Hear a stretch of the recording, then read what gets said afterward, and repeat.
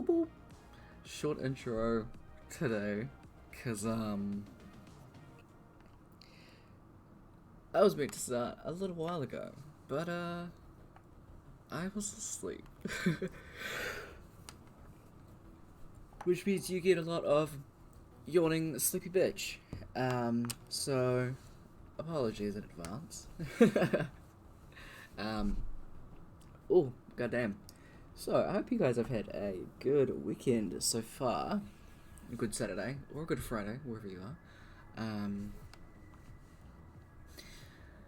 I was at a call with some mates playing Minecraft.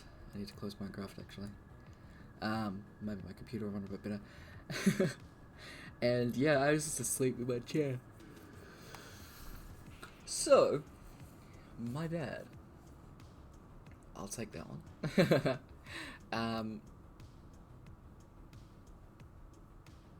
I'll be putting up some news about the D&D stuff because it is going to be different. From now on, there's only going to be just game one. So it's just going to be Brooke and Ece. And I'm not going to go into the other stuff about the other group. You might see Finch and Raiden again a bit later. But yeah, we're gonna see. But just to jump into stuff as quick as possible. I really wish I could stop yawning. Holy fuck. Let's speed through this normal shit that we go through. When I switch over to it, you'll hear the music from Kevin MacLeod, who puts music on Roll20 for free, and it's also copyright free, so least we can do is give him a breach. Through a subsection called Incompetech, you can find out all of his music through the jukebox, so DMs out there if you want to know that stuff. Also in my About Me section. God damn it, come on. Can I go like a few sentences without yawning? We'll see. Tune in on this stream. Fucking hell. In my About Me section in Twitch, you will see a Roll20 Google Doc. It gives you a breakdown of all of the music and stuff that I use through Incompetech, so feel free to check that out. I do rules differently. If you want to know what those are at any point, type in !DND and you'll see those rules in a Google Doc. I don't recap them every time, so if you're seeing something and you're confused why, that it's probably not a normal rule. See the artists that have done the amazing character profiles, type in !DND icons. Damn it! D&D icons, and you will get their details. Shout out to Nebulous Kiwi. Nebulous Kiwi has done all of the icons for Game 1 from the beginning, so major breach, and he's currently working on some new stuff too. See the artists of the maps. Type in !DND maps, and you can check out the Patreon for the Reclusive Cartographer and Go Adventure maps. There are a couple little commands that can help you. !DND who is who will tell you which character plays who. You can connect them to the on-screen character sheets after. And also, !emotions consume, which is the title of this campaign, and it will give you a synopsis about what we're doing. Remember, it will pop in every now and again to remind you that channel point inspiration is a thing. So if you think someone's doing awesome, you can give them inspiration. And maybe I'll stop yawning.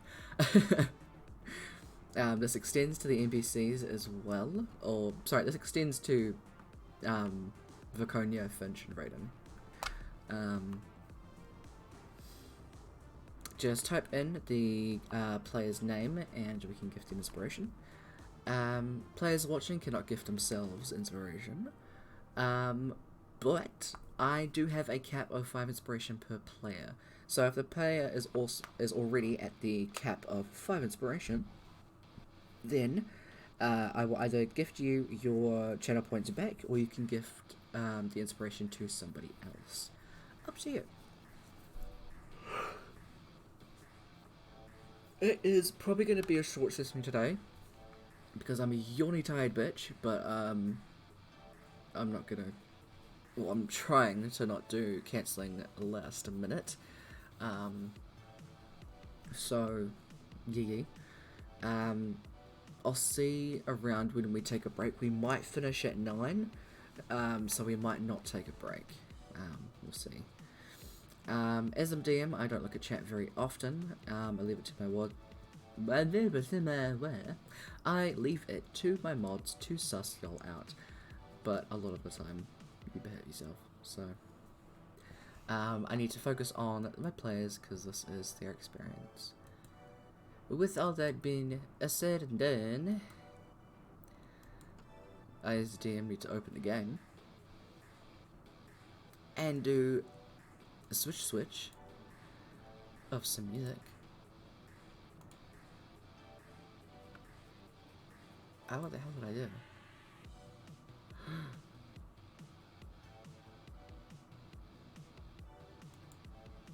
Oh, I pinned it. Okay, wait, anyway, unmute that. Because we need some jams.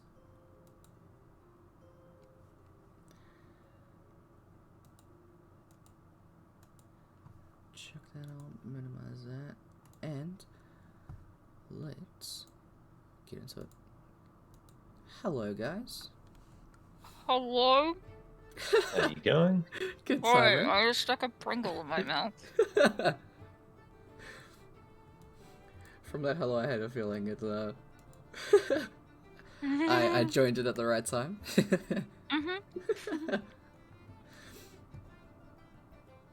Alright. I apologize in advance. I'm a yawny bitch. During the intro, I think I yawned like 4 times. And here's another one. I was literally in a call playing a game, and I was like, okay, I have to stream it this time. I was playing a game, and then I fell asleep. In a call as well. It's like, good job. Damn. Yeah. That's okay. I'm gonna turn that down a little bit, because damn, that's loud. Alright. Let me click into the session notes. Checked an inspiration point for them Ece, Preach. Getting you out of the way first. You have like a yawn counter somewhere. Fucking Jesus. Okay, so previously, the scene opens on Doncaster Castle with screams, fire, and mildly frustrated people. Just mildly. Emelia invisibly runs straight inside. My English is great too. Nerol sees invisibility. Oh my god. Cut stream. You're having a great night. Oh, hell yeah. I'm just gonna turn my cam off at some point and just be like strangling myself. Anyway. Or just hear these snores start to reverberate. Yeah, that's how to be. Nerol sees invisibility and uses mislead to invisibly follow the Emelia as Viconia runs distractions outside with Clonerol. That's good. Viconia is one above. Sprinting into the throne room, Emelia is re-visibled and grappled. Nerol stays hidden for now, and checking on Viconia, she is circling the building, kiting people like in Scooby-Doo, and then sleeps in front of the guards before just rugby tackling them. Viconia's compulsion Reed screams insults at. The group following her to just run away. Go away. And pretty much all of the mages just fuck off. Also, Everyone except the mages. Everyone except the mages. because the mages become a problem. She runs inside trying to bar the door down and just begins fighting millions of mages who just love berating the two of you with magic missiles. missile. Yeah. Bitch of a spell. Great on my end.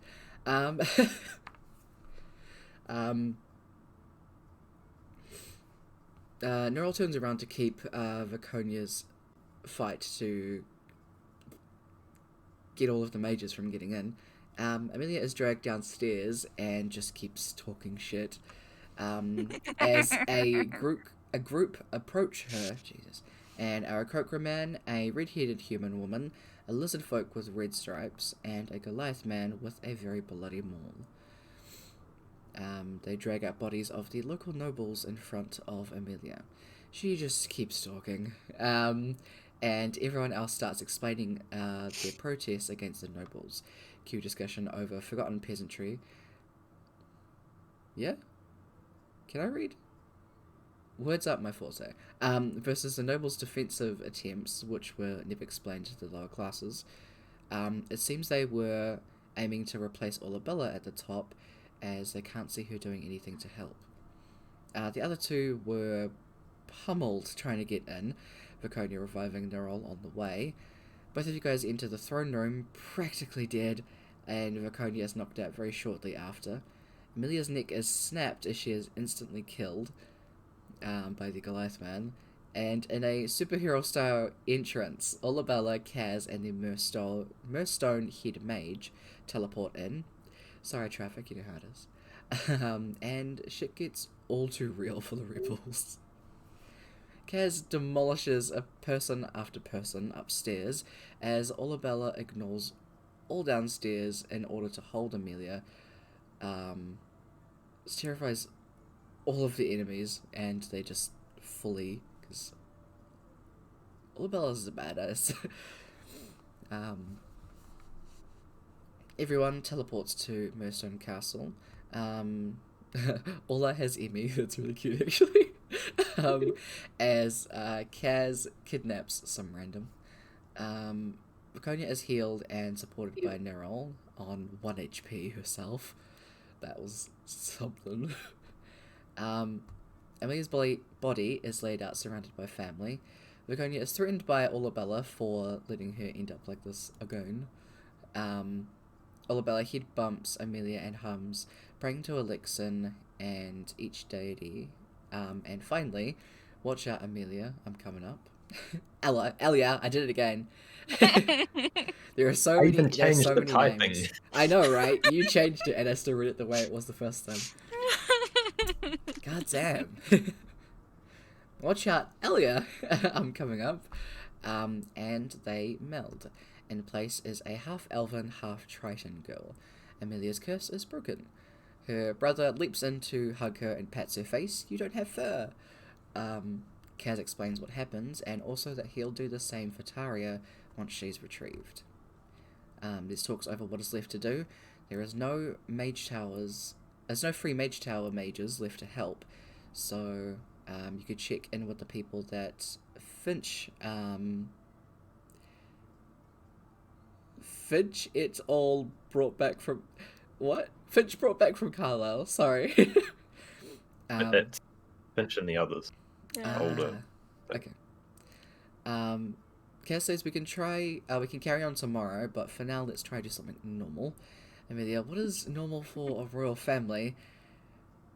And Kaz's only idea was, I'll make tacos. Fearless Emelia runs out to enjoy the ocean once more now that she can. Everyone makes tacos together, weirding out Nerol, not being used to royalty, let alone royalty being actually normal people. Emelia takes Viconia aside to clearly define their relationship. Viconia is flustered. As sleep comes by Nerol, she receives a message on behalf of Londril.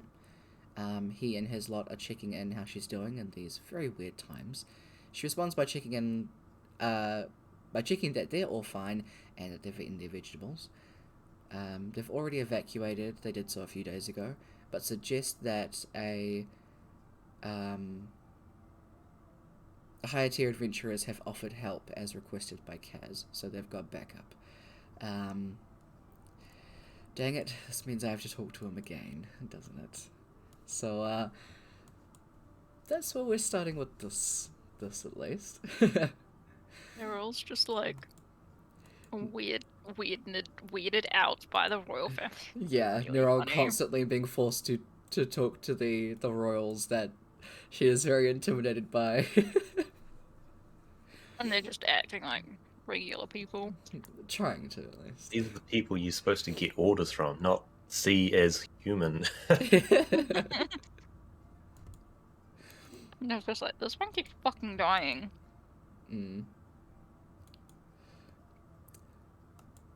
But you guys have a actually, that was something that I didn't check, sorry. So, did you want to grab just one of the other guys as an NPC to teleport you around? Or did you want to grab two with you? And then, RP-wise, I would be, but combat-wise, you guys would take on one each. It is up to you. Don't mind either way, because I already know which two it would be, if it's going to be two. And if it's one, then there's only one, because she's the only one that can cast spells. So, yeah, it's up to you. It just depends if you want more backup in combat. Going forward with the shiz. Yeah, but then when you have more people in combat, that's when you're like, oh yes, let's add to that. I mean, this ship was already meant to be for, like, 5 of you. Sorry, 4 of you, anyway. How many of us are now? 3 of us? 3 in this group. There's only 3 of you. Potentially, depending on what happens with Finch and Ryden, maybe we'll see them at some point. But they will be a ways away. We need to go find Ryden anyway. He's got the other weapon. Yeah. So, for insert that stuff, Finch can't wield the other weapon, so he'll probably give this less one to Viconia. So that way, each of you guys have those weapons.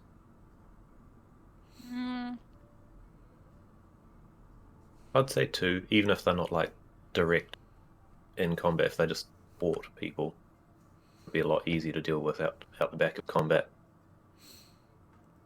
It sounds good. Yeah, so it does. We definitely need someone that can teleport, because like I can only plane shift once every 8 hours or so. Yeah. So, fully transparent. Tyler was meant to make these characters sheets. Tyler did not. But, I will quickly do that up, while we're talking and stuff. Get into where y'all need to be. So... Tasking. We'll put them in your guys' chat. So as you go up to this group, you're probably talking to the half-orc man, whose daughter is with him. So the daughter is the Water Ganassi girl. Which is very weird for you guys to see, because very, very rarely are Ganassis seen, let alone in the same place at the same time. So you guys pretty much go and talk to him, and he introduces himself as well as the others.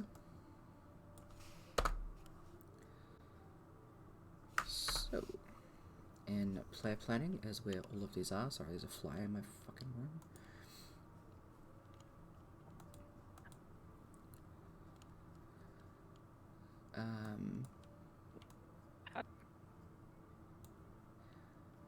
So, the yellow tiefling person, their name is Ekros. they will be the one that he recommends. The half-orc man that you're actually talking to, his name is Brida. I will type these in. So, Brida, half-orc man.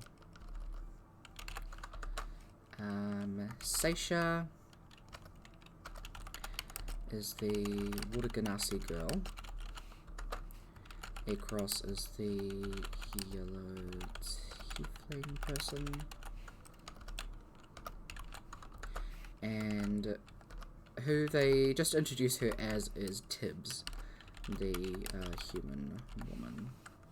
Wait, where are we meeting these people? Just in the castle. Because these Oh, are okay, people they're that in the the other group castle. brought back. Oh, okay. I see. I understand now. Yep, so those are the peeps you meet. So Brida suggests that you take Aircross, and they're more than happy to go with you. And if you want some backup, Brida suggests that Tibbs go with you. So you'll have the human woman and the tiefling.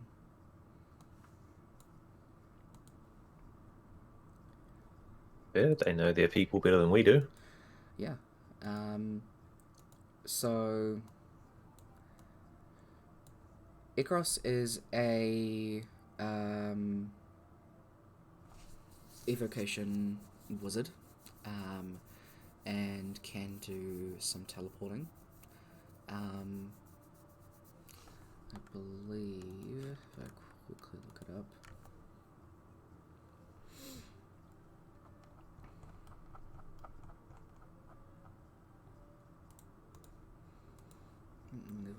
Teleport's level 7. Let's see there.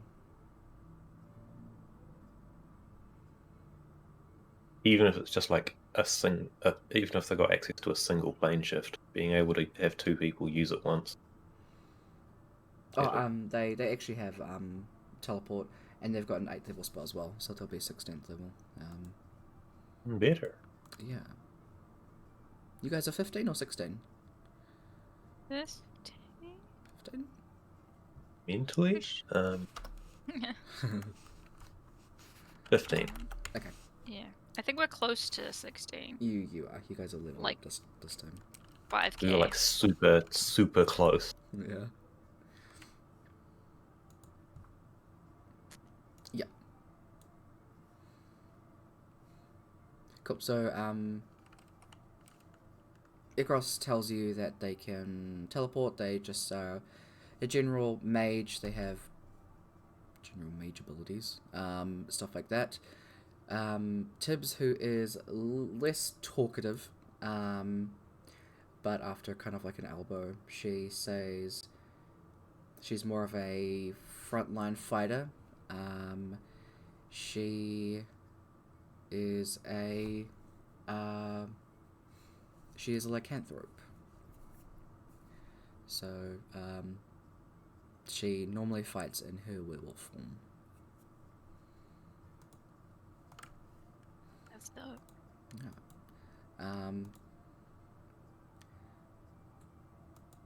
So up to you guys who is going to be who, but I'm just putting together the sheets. I do have it set so all of you guys can see and or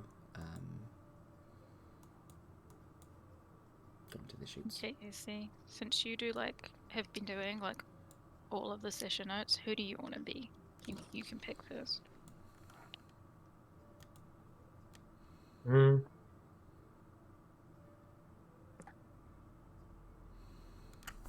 I will say Ikros' sheet will be an actual character sheet. Tibbs will be an NPC sheet, so that will be a bit different. But just because I'm pretty much drag and dropping the werewolf for Tibbs and then increasing it to be a leveled character. If that changes anything. I think I'd like Ekros, mostly because I spent so long as Sumi trying to avoid animal shifting.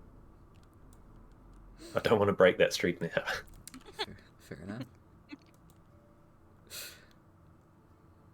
Plus, Niral's already a frontline fighter.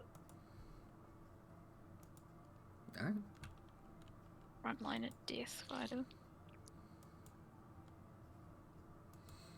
Oh, We wait. wouldn't need the death fighter if you didn't keep dying.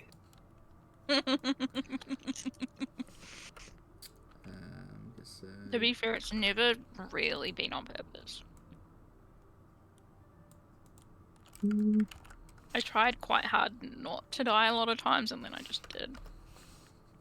I was like, cool. We'll This see is what going to happen happens. anyway.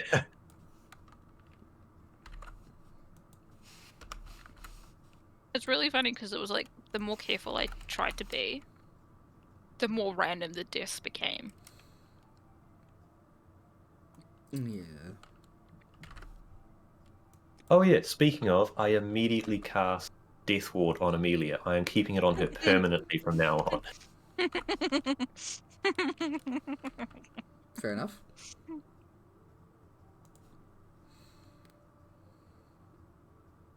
She's also just going to constantly pretty much be wearing a cloak with a hood now. Fair enough. Easily recognizable face with people who want to kill royal family Mm-hmm. or nobility. Doesn't matter that they don't know that they've already killed her, Yeah. but let's not make it around. Very fair.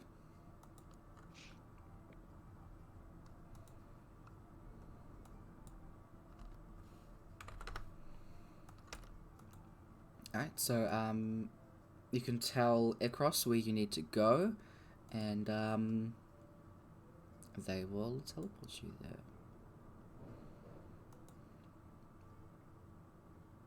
Where were we last time? Was it Doncaster? Yep. Yeah. When the white dot just beside Doncaster is where Mm-hmm. the guy was last spotted. Okay. And we were headed there if we didn't get diverted by someone. Hey, this time I can swim. For I realsies. have we heard anything from Finch lately? No. Okay, so I'm still under the assumption he's heading to Limbo or something. Yes.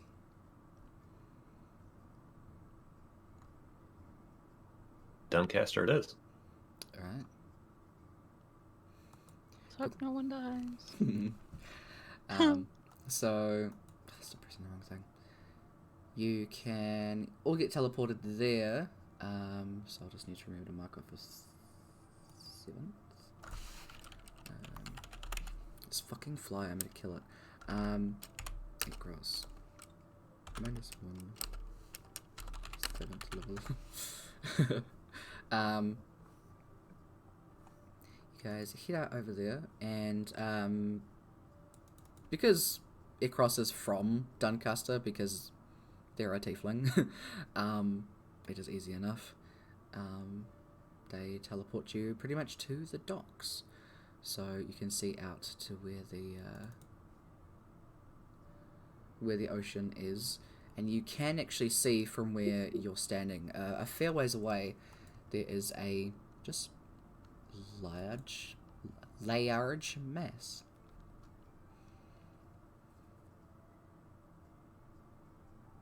How do we tell what's the tail of an entire island? I mean, we'd probably have to get close enough. I know you can fly. For a couple of minutes. How far out is that? Maybe we take a rowboat out as far as we can go, and then fly up. One of us. We can walk. It's water. Yes, I have water walk. You have water walk. What about the rest of us? No, but I can put it on all of us. Oh. Gonna be really weird getting you used to you not as a cat in every circumstance. I mean, at the I'm a moment, little bit the same. you can't see her, you can't see her face, but you can see her hands. We're really doing me. Jesus.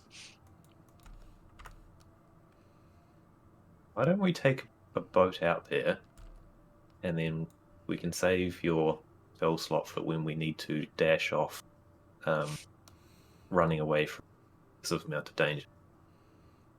How long does it last? An hour. Yeah, maybe save it, just in case.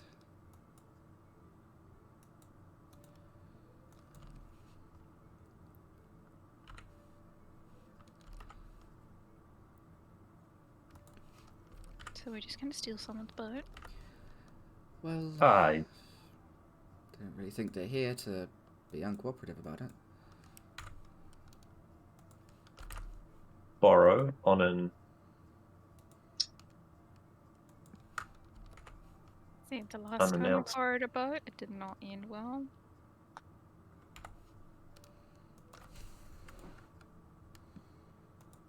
But there are no That's like short people result around, of so it most should be of your fine. stories, though, is it didn't end well. So Yes, but you see, I didn't steal the boat.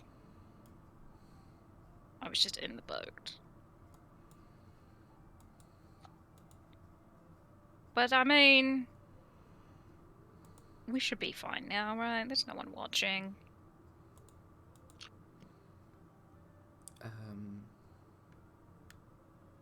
Yeah. There isn't, I mean, you're correct.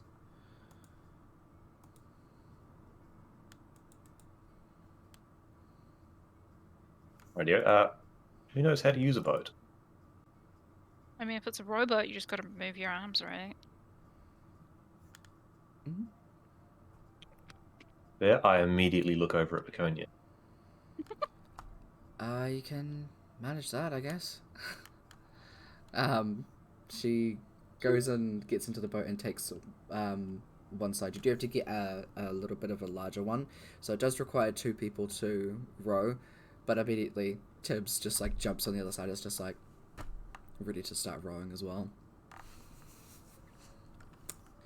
So you got it, Cest.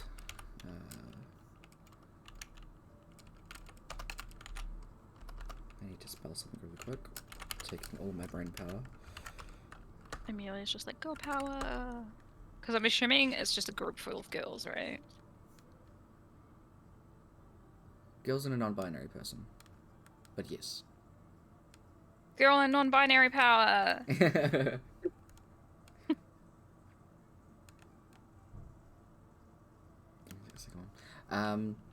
Hell yeah. So you guys can head out. Rowing a little while, you can get out to where you need to be. The island isn't, like, moving, or it's not... Okay. I'll say as you get closer to it, you can see it is moving, but it's very, very slow. Like, it is still trying to be stationary, but because it's a creature, it still moves every now and again. So it's just very much just, like, taking a very, very, like, snail's pace. And you can see that its tail is... Very, very big. very, very big, and not from the side that you guys are going towards. So from the docks, you'd be pretty much going east, and as you kind of meet the creature, you're kind of guessing you're on, like, its side. So if you start going around, you can see that its tail is, like, there. So it's trying to, like, move around Doncaster. How do you guys want to approach this? As Ekros and Tibbs are just kind of looking at each other like,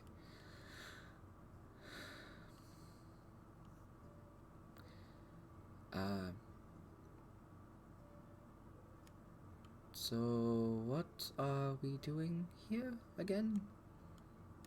This is Across talking. We're grabbing a part of its tail for spells. Uh-huh. This is probably not the weirdest of the next few things we're going to ask you to accompany us for, by the way. Good to know. It's also probably the safest one, to be fair. Yeah. What? I mean, it's not a horse. The last time I saw you do this at Emelia, but do you think we could ask this thing if it minds us taking a bit of its tail? Maybe it's like a lizard and can just drop a bit off. I mean, I can swim down and ask it. I just feel kind of bad hacking into something's tail and then just ditching when it really seems kind of peaceful. Oh, I have a potion. And it just makes you...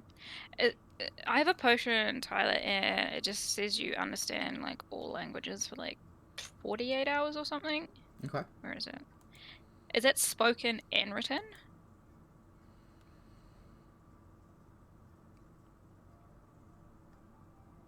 Yeah. Okay, cool.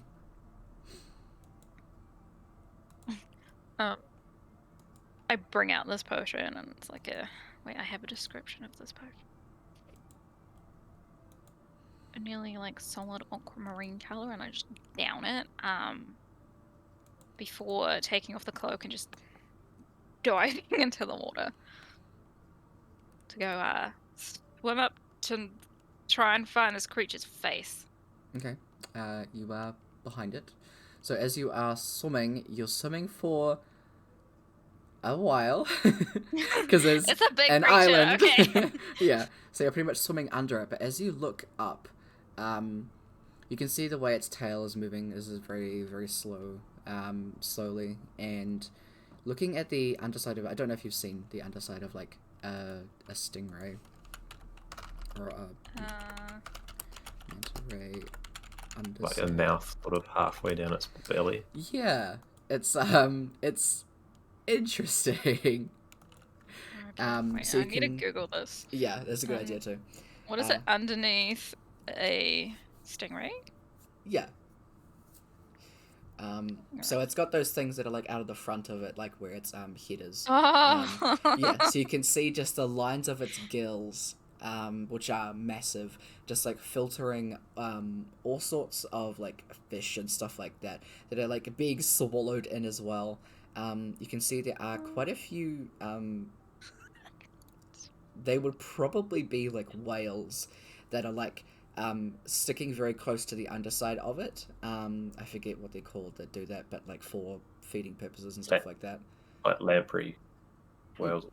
No, that's not quite the right thing. But there are like sometimes there are creatures that stick to the underneath of other animals just to kind of like feed when they do. And because this is such a big creature and it feeds quite a significant amount, they do tend to get quite a bit of what is like left over. So it's not a carnivorous creature, but it definitely does like accidentally end up feeding on quite a few fish. But you can see it's some of the fish that do go in, majority of them do come back out. It seems that it's the you'd assume just like the plankton and stuff like that it's actually like feeding on, I'd say. Well, that's good to know. It won't eat me. Yeah. You can see as you get closer to the side of its face, where those little like parts that point out are their eyes are on the side of it, and you can see this one is one of the ones where it has the mouth like at the front of the face. So that's what you see. You swim a fair ways out, and it's just kind of like making a really like derpy face at you, as as its natural face. It's just doing its thing. Okay. Yeah. I'm gonna like wave at it, and I'm gonna be like, "Hi, Mr. Island Fish." I forgot what the name of it is. It was called something. Nakai. Okay, that's what it was. I'm like, hey, But I'm sort of enjoying the idea that Amelia forgot, Yeah. not just you. Yeah. Yeah, let's just assume she forgot because it makes it funnier. Let's go. Hey, Mr. Island Fish or Mrs. Island Fish. We really need like a small part of your tail so we can save the world. Can we have like a small piece, please?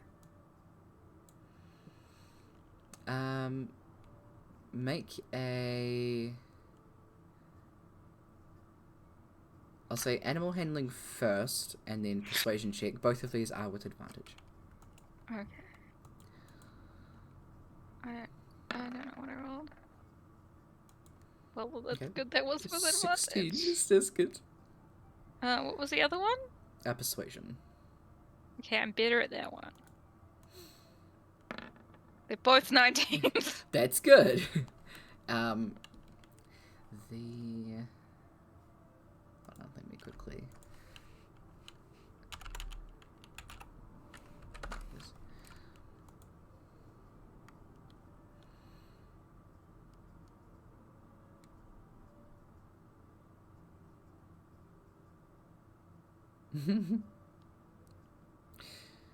Okay.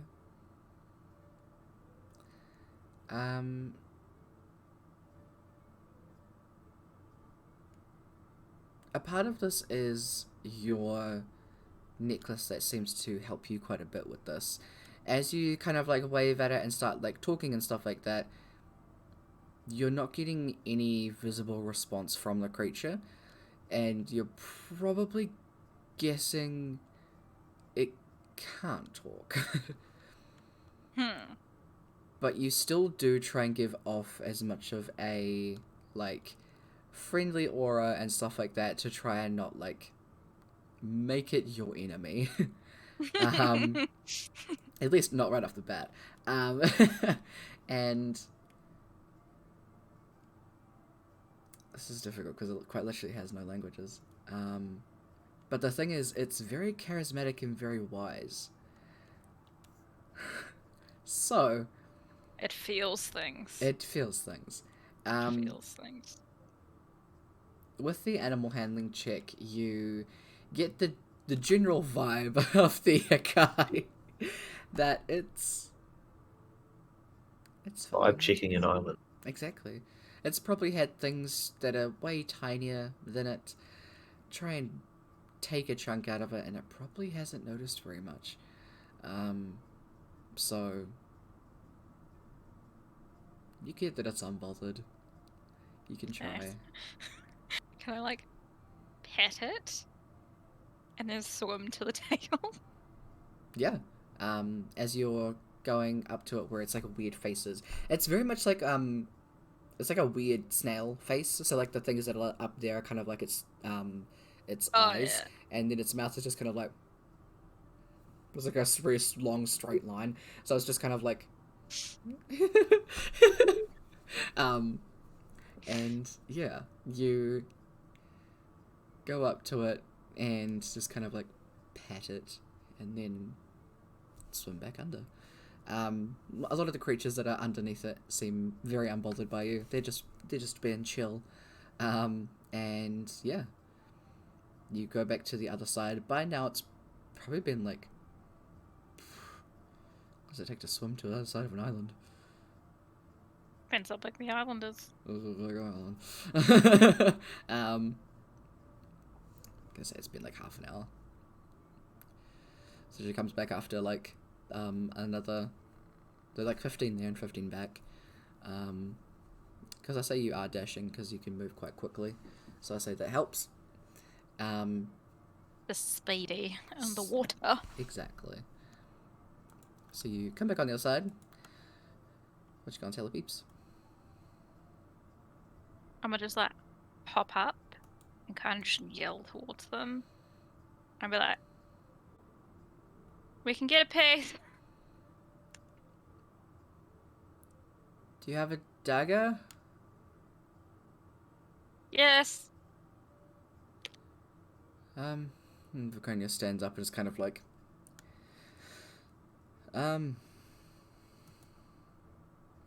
I forget if she has a spell or not.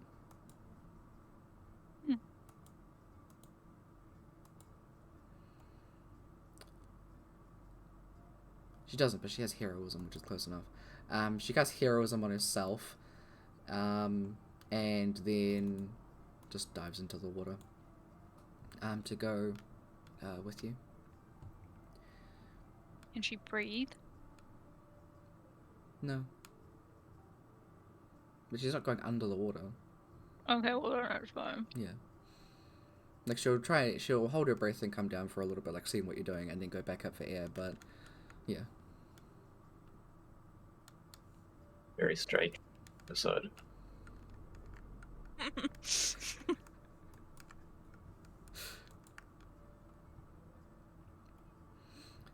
Alright, so you go up to the creature, and, this tail's probably about as, like, wide as you are, as, like, a person. So it's, like, it's definitely longer than you. It's probably, like, the size of... How tall is your character? You're, like, 5 foot something, right? Yeah, I wrote it down. Mhm. 5'5". Okay, 5'5". So... You probably assume it's about, like, 7 or 8 of you stacked, and then there's, like, a part where it kind of juts out a little bit and makes the end of the tail a bit thicker. So it's up to you what part of that you want to take. If you want to kind of try and take a chunk off of it, if you are actually going to, like, hack at the end of the tail and take, like, a chunk of that end bit off. It's up to you. I think I'll go for the end bit. I don't want to take, like, a hell of a lot, even though it's a big tail, because I don't want to hurt this weird creature.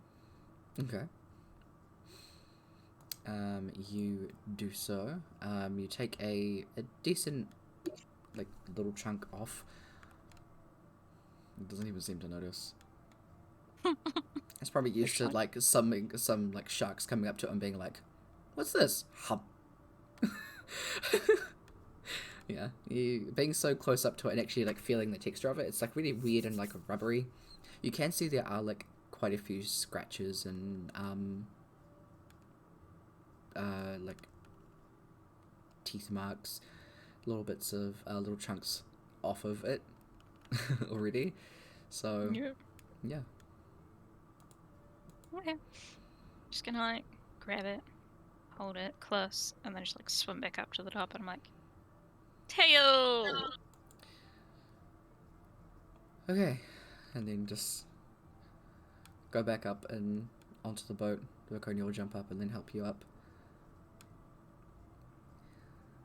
Alright, that was easier than I thought. Don't say that. Okay, that went exactly as I expected it to. Better, I suppose. It's also a very Where nice I'm day getting- for a swim. Where I'm getting more super. You two are. Amelia opens, like, the bag of holding and, like, takes out a cap and just shoves it on Viconia's head. Okay. In case you need to swim under the water. Is that a attunement thing? Or you just wear it? I think you just wear it. Cool. Because I didn't have to attune it to me. So I'm assuming it's just wear it. Cool. Good to know. Alright. You guys do that, and I'll say as you are rowing back to the shore is when you get a quite frantic message from Finch. Neural.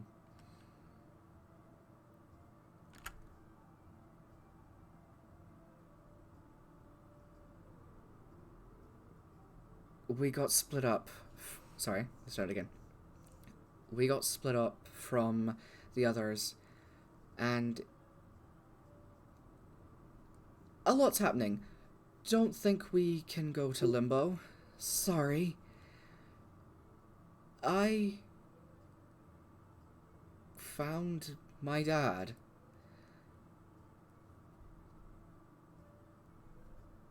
Just Raiden and me.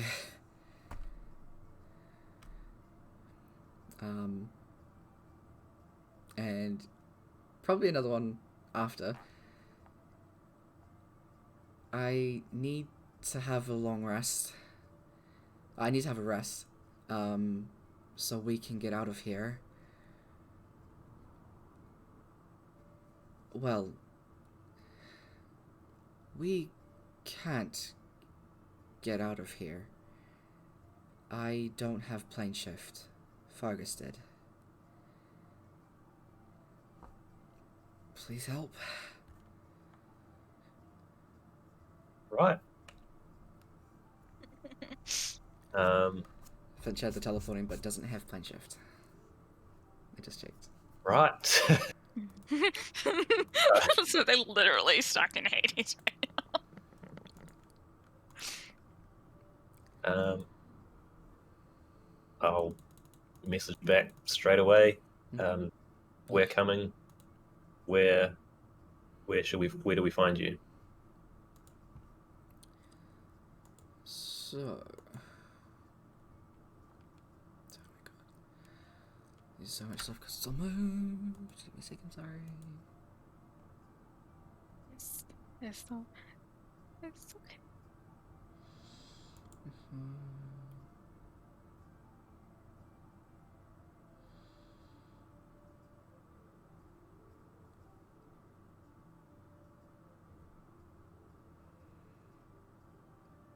Okay, I think it'll be in this spot. Nope, it's a farewell table.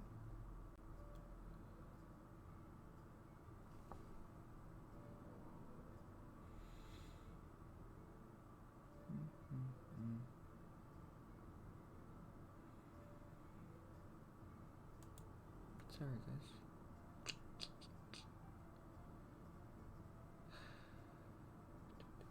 Oh, wait, I know where I'll find it.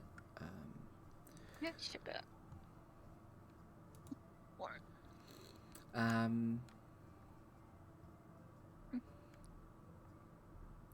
So, because you are replying, you're not spending a spell slot to reply to Finch.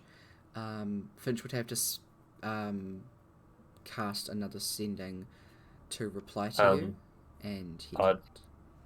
I'd like to say but I didn't reply to him. Okay. I just sent back under the assumption that if he's in trouble, he's probably spent most of his spells already. Yes. Okay. Cool. Cool. Good. I just wanted to quickly clarify that. Then you would get Tomb of Thakral. Tomb of Thakral. If you clarify here in Hades, you'll arrive outside. We did. Because that's how it works. And Finch will say, might need a tuning fork, though. Might need what, sorry? Might need a tuning fork, though, for Hades. Yeah. But other than that, yeah. What was it? 16. Cool. Message back. Stay safe, we're coming. Alright. And turn to the others. So, something's gone wrong with the other group. Finch is just with him and Raiden. They're in trouble. They can't get out of Hades. And it seems like we're Limbo's back on the table for us to do.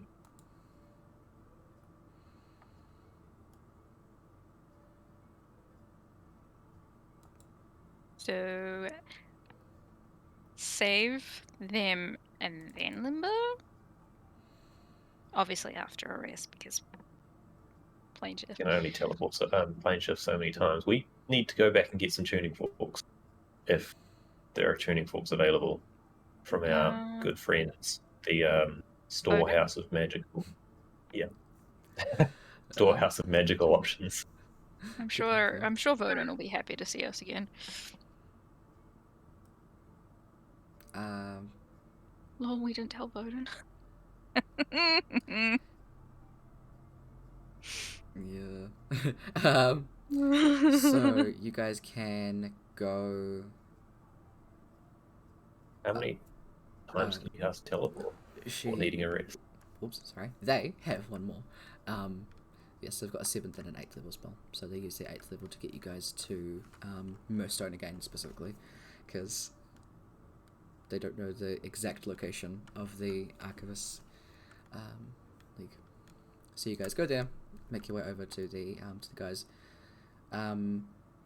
It's heavily barred, because people aren't meant to just be able to get in. But you have a sending stone to Voden, so you can just send him a quick message, Emelia. We also got the little token thing. There's no one at the gate. Oh, there's literally no one at the gate. Okay. Yeah, Voden is literally the only person from the Archivist League okay. that is there. He is literally only there to stay as long as he can, for your guys' disposal, and then he's out. So this will, because this is the last kind of roundup that Marcy was doing before leaving, along with your siblings. Today is pretty much the last day that you have to get a lot of the stuff that you need. Okay. But Kaz said that he would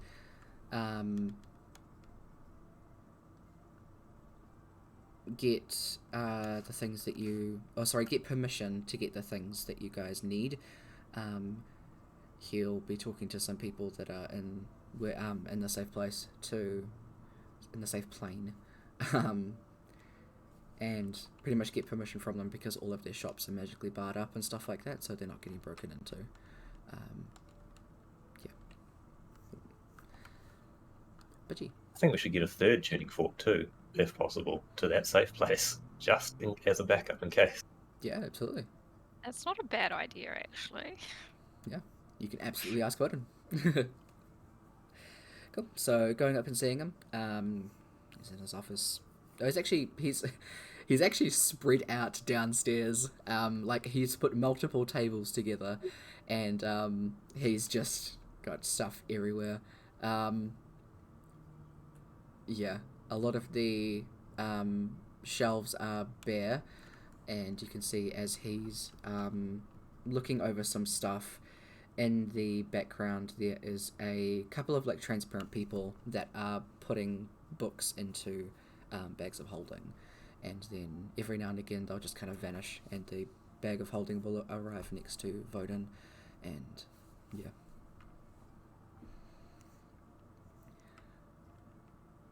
Well, hello you lot. Master mage equivalent of I'm home alone, I can do what I want. Pretty much. Yeah. Tibbs and Ekros are like looking around like wide-eyed. They haven't been in here before, so they're just kind of like, whoa. Glad I got to see you guys before I'm heading out. Now, how many things are you gonna need before I leave? At least 3, possibly anything else you can think of. Can manage that. We have Specifically, got a rescue mission to take. Alright. Yeah, Finch and Raiden are stuck in Hades with no way home. I don't think any of the ingredients were in Hades. pure ingredient would. Personal project. Fair enough. So, he turns to one of the spectral people, and they vanish. Anything else in terms of tuning forks, though?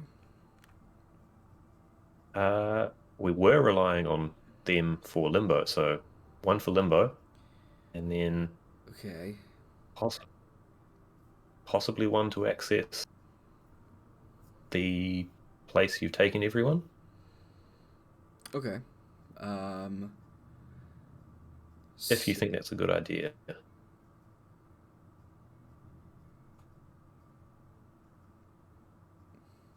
It should be fine.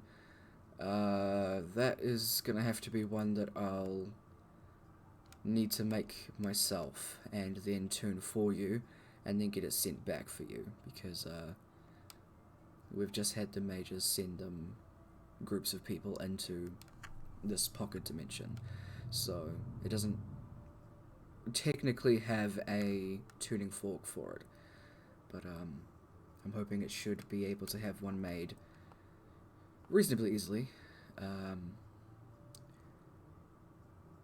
Bad news about the limbo is they took that one because they were going there. So they might have it, or the other two might have it. Might want to check up.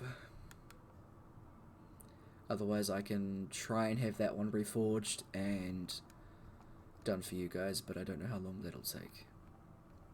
Again, I suppose once we find them and check with them, we can send to you straight away. that is true. I'm here pretty much till sunset, so that's I'd say that's at least good like 12 hours away or so. You guys have like got up in the morning, teleported there, teleported back. Like it didn't take that much time.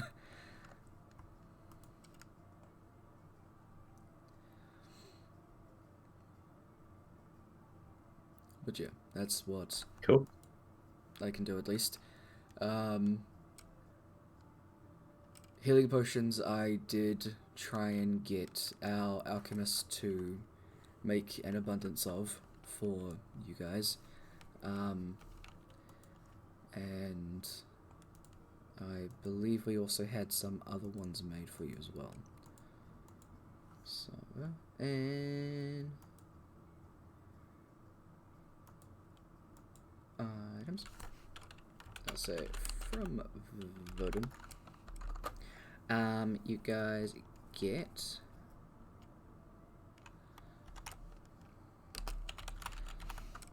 I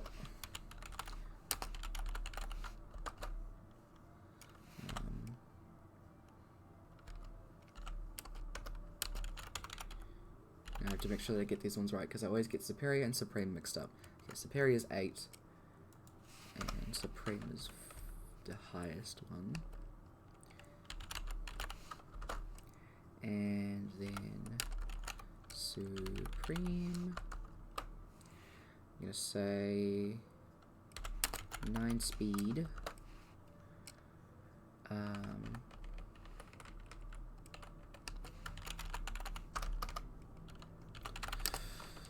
Having a quick look at the other potions that can be made. Here's my thing. Here it is. Boop. Load us up with drugs. Pretty much, eh? Magical drug trip. Woo! That way you won't know what's happening. And that might be better or might be worse. We don't know. We'll find out later on. So, 4 potions of extended water breathing. So, in brackets, 24 hours water breathing. And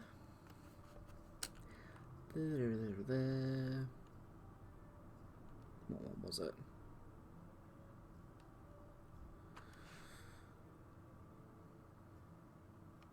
I think it was growth.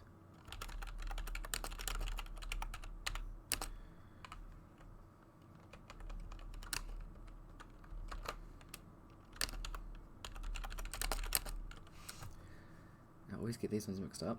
Sorry, I'm looking up a bunch of things. That's fine. Giants, strength, potions. Now, which one's what?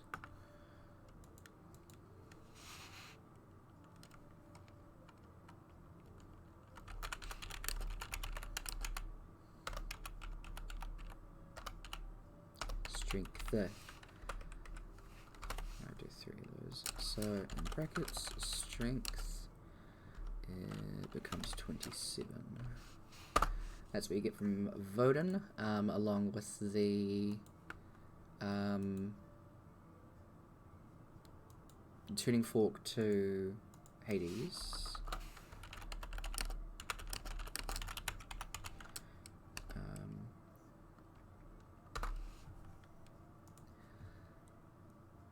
We were working on making double ups for each plane, but unfortunately we didn't get around to doing that one in time. We were working on the positive planes first because, well, who really wants to go to Hades and stuff like that? But who really wants to go to Limbo and the Nine Hells and stuff like that? So yeah.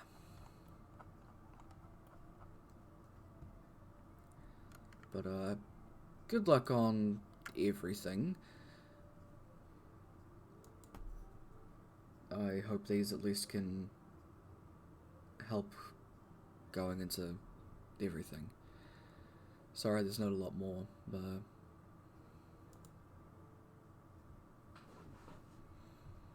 Any help is a help. Thanks. yeah, we appreciate all of it. Yeah. So again, if you need anything else before the end of the before sunset, I'll just be right here.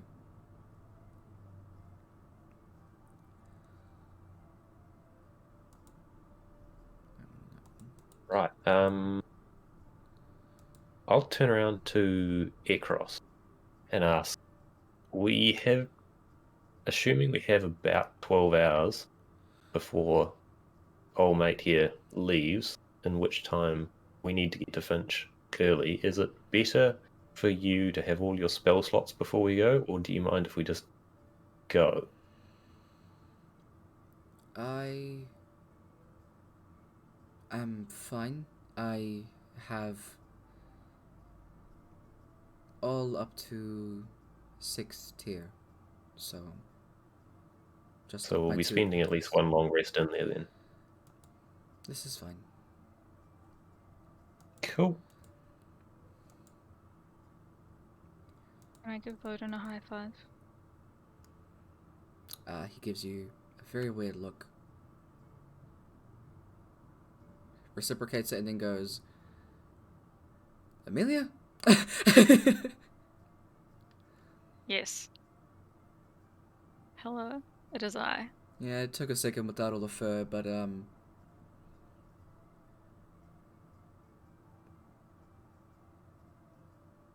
yeah, no, you're definitely Emelia. I can just tell.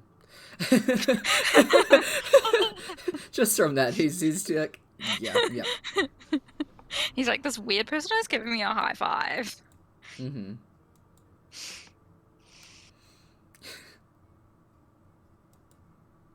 So yeah, that happens. Oops. Oh, actually, you've got all of our other ingredients. Where have you put them before you take off without them? Oh, Imagine if he just took off. he just took all of them. Yeah, you guys are back at square zero. Nah, Right. yeah. I've already had them escorted to the Ahrozath Castle. I believe they're in your mother's office.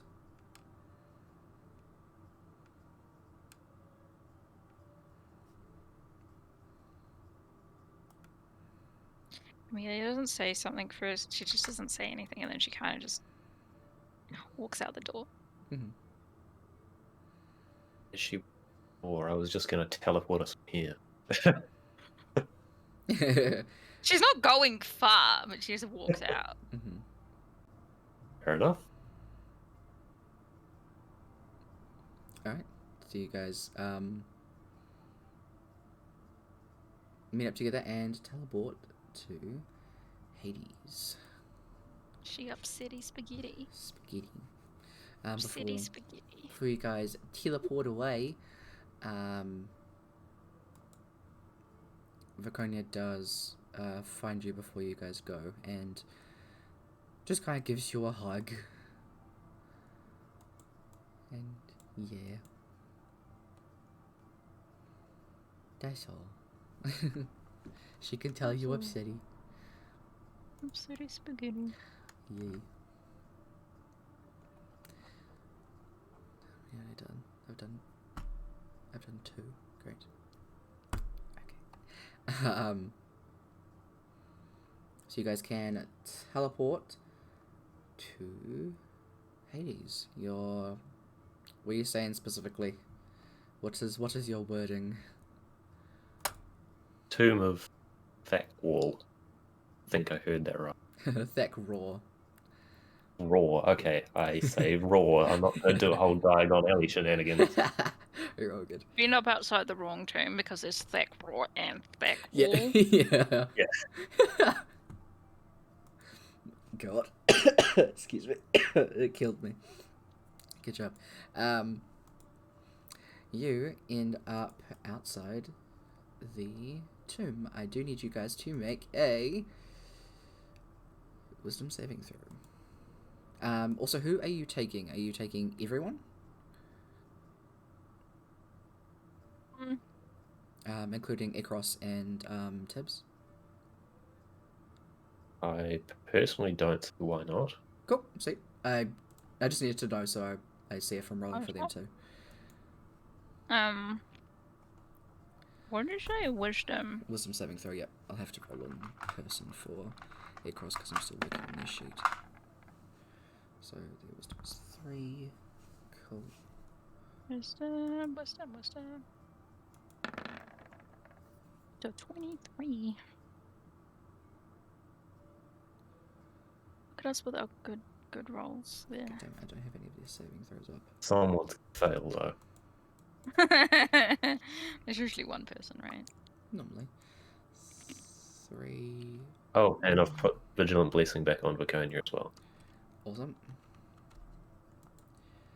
Enters.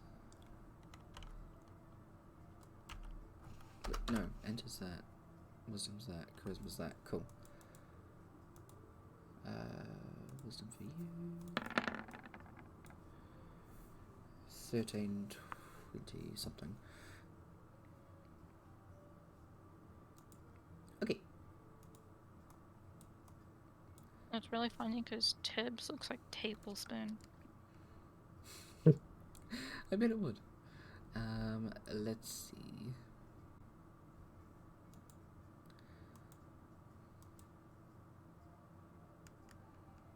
I think the first one was.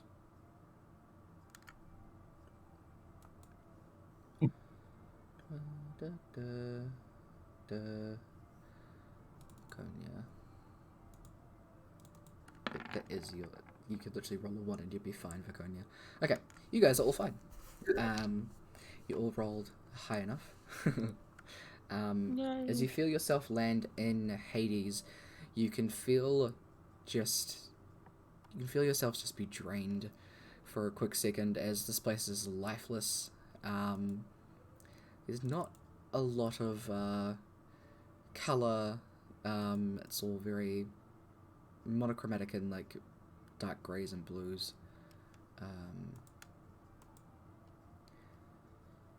Negative plane Hades.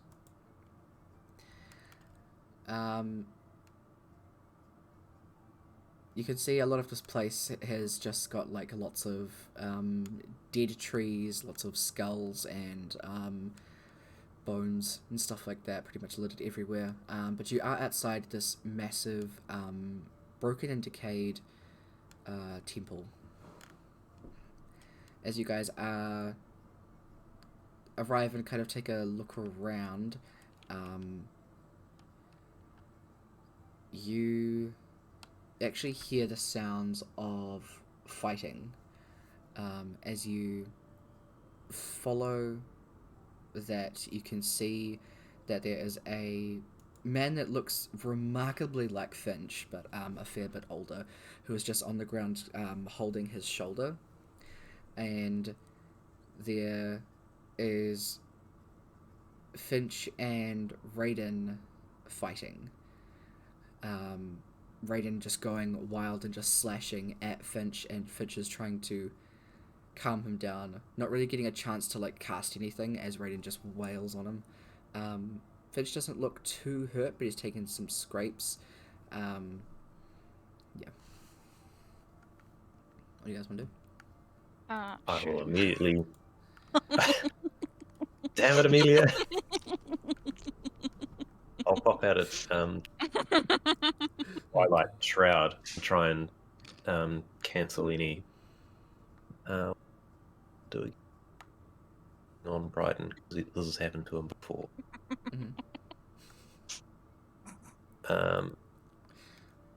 Cancel any charm or frighten. Might be on Brighton. It is not that. So he's still gone. But it does announce you as Finch looks relieved.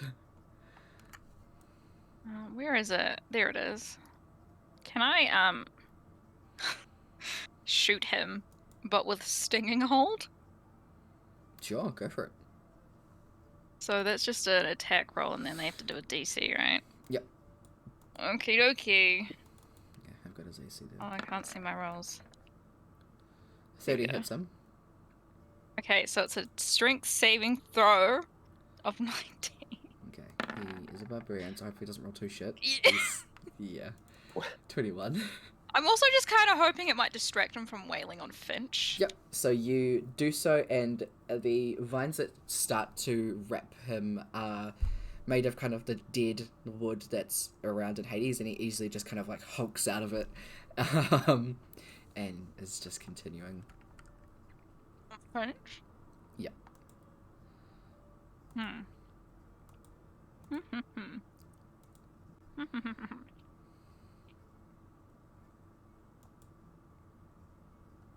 Can I, Oh. You know the arrows of switching, is it a DC save? Or is it just an attack roll? I can't remember. Let me look. I forgot to write it down. I thought I wrote it down. Must have not written it down. Did I write it down? Sorry, I wrote it down. Mate. Yeah. Oh! Wisdom No, that's save. the split arrows. Wisdom save. Yeah. Okay. Let's just hope he's not really wise. Okay. Oh no. Try to shoot him again, this time with an arrow of switching. Okay. So I've got to actually shoot him.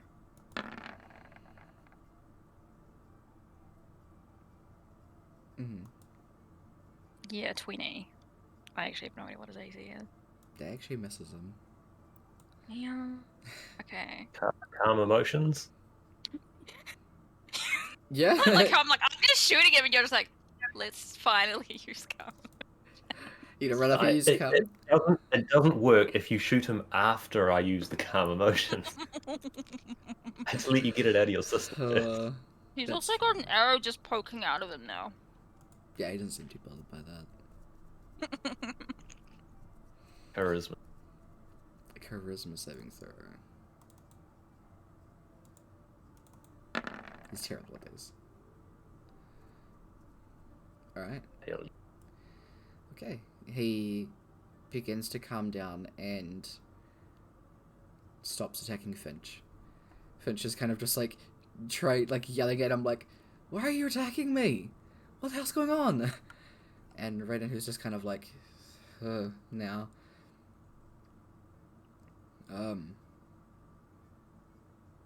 I actually don't know.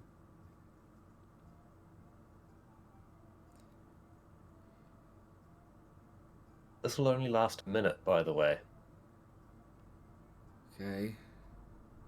We gotta get out of here. Either way, we have to have a long rest somewhere here. Wait, really? Okay.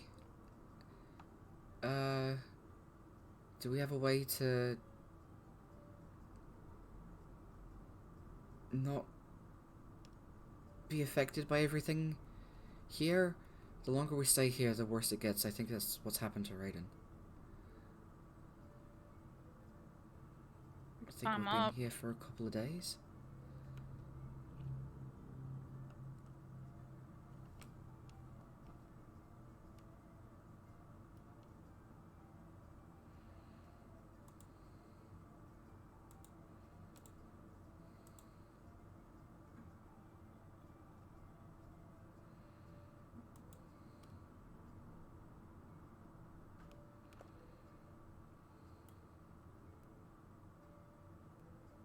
Aircross, do you have anything to help us?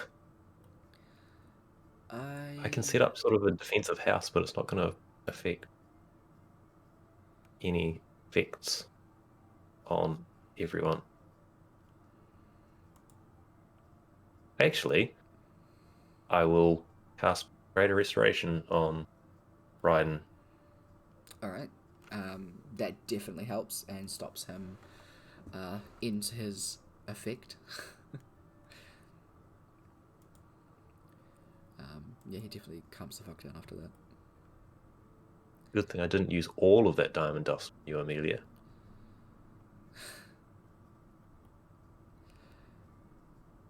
What can I say?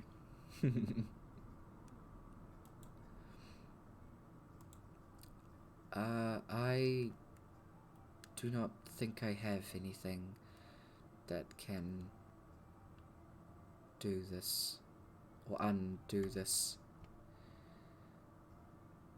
Well, I'll start ritual casting Learman's Tiny Hut, which I've been waiting for a while. Nice. A little hut. Nice, nice. Yeah. Gives us somewhere safe to reside. And if Yes. anyone does go nuts, we can always Greater Restoration them during that period. Yeah. So you've got Emelia, Neural, Baconia, Etcross, Tibbs, Finch, Raiden, and Finch is dead. So you've got 8 people. Which I believe you can fit because I believe it's 9. Yep. It is Awesome. 9. Perfect. So you How can. bad is Finch's dad looking? Honestly, all 3 of them looking pretty fucked up. Finch's dad just looks kind of messed up, probably because he's been here a while.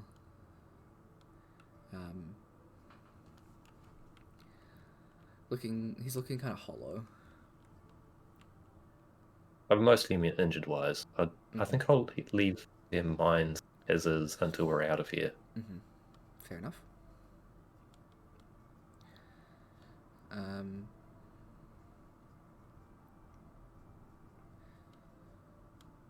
Oh yeah, Finch. Yeah. Do you have a tuning fork for Limbo? And Finch starts like going through all of the things. Raiden, did you get Farkas's bag of holding? I think so. He stands up and goes outside of the hut and just comes back a little bit later. He's not gone for too long. With a small bag you guys recognize as the bag of holding, and there is one in there. Okay, yes, we do.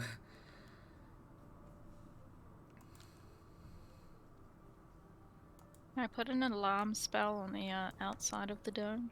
Sure, absolutely. Could put 20, but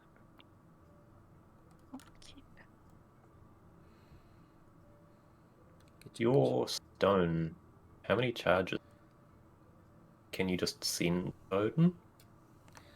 Or is it like once per day or something? Once per day. And I suppose I'll send Odin saying, we got the tuning fork. All right. Awesome. I'm gonna need a D100 roll real quick to see if it actually sends, because there's a 25 or 15% chance that it doesn't send in a different plane. You're fine. You get a reply from Voden saying, "Awesome. I've contacted someone to work on the pocket dimension fork for you."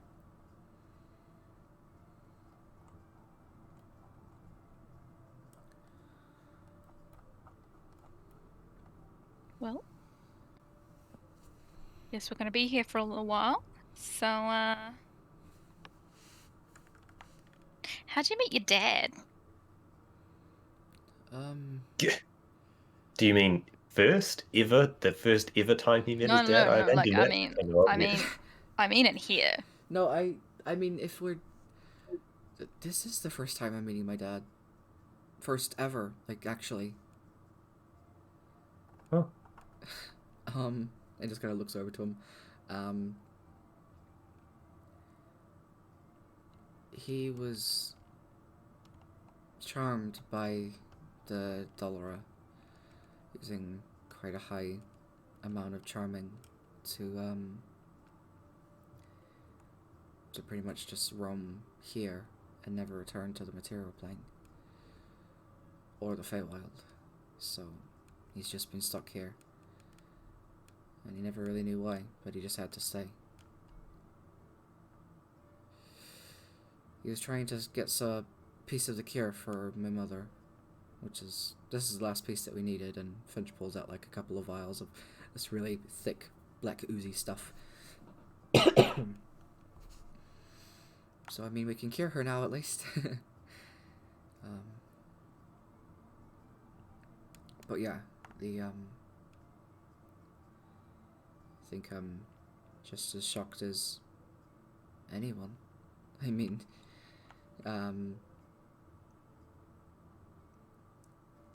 how likely would it be that Nero was, I guess, up to date with, like, news and music, more specifically, in Latov?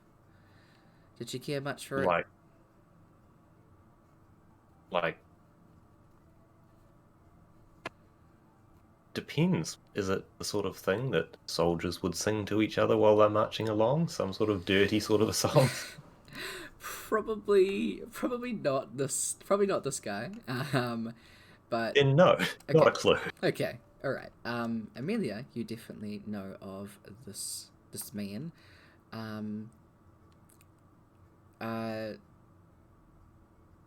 I'd say Nero, you would have heard vaguely of him, but this is like you haven't like seen him or heard any of the songs or anything like that.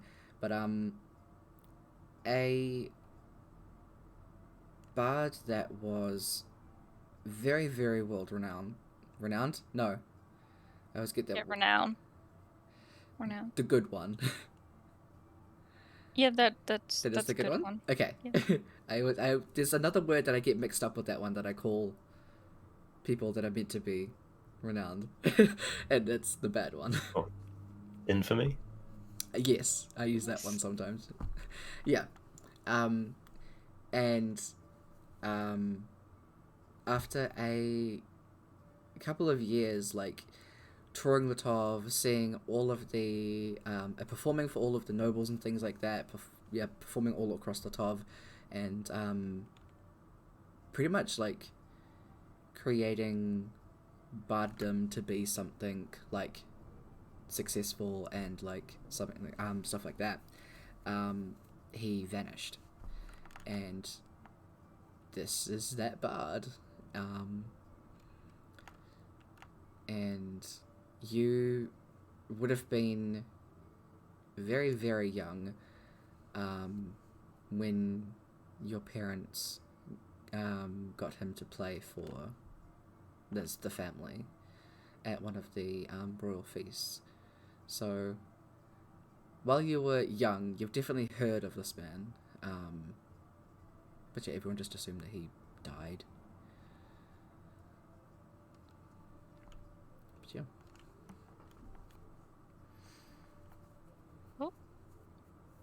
Your dad plays some good music. Yeah, I can't believe that my dad was someone that I actually looked up to before I even knew he was my dad. It's kind of crazy. Is it kind of like, you know, when you see someone who's like well known and you never think you're gonna meet them, and then you meet them and find out you're related to them?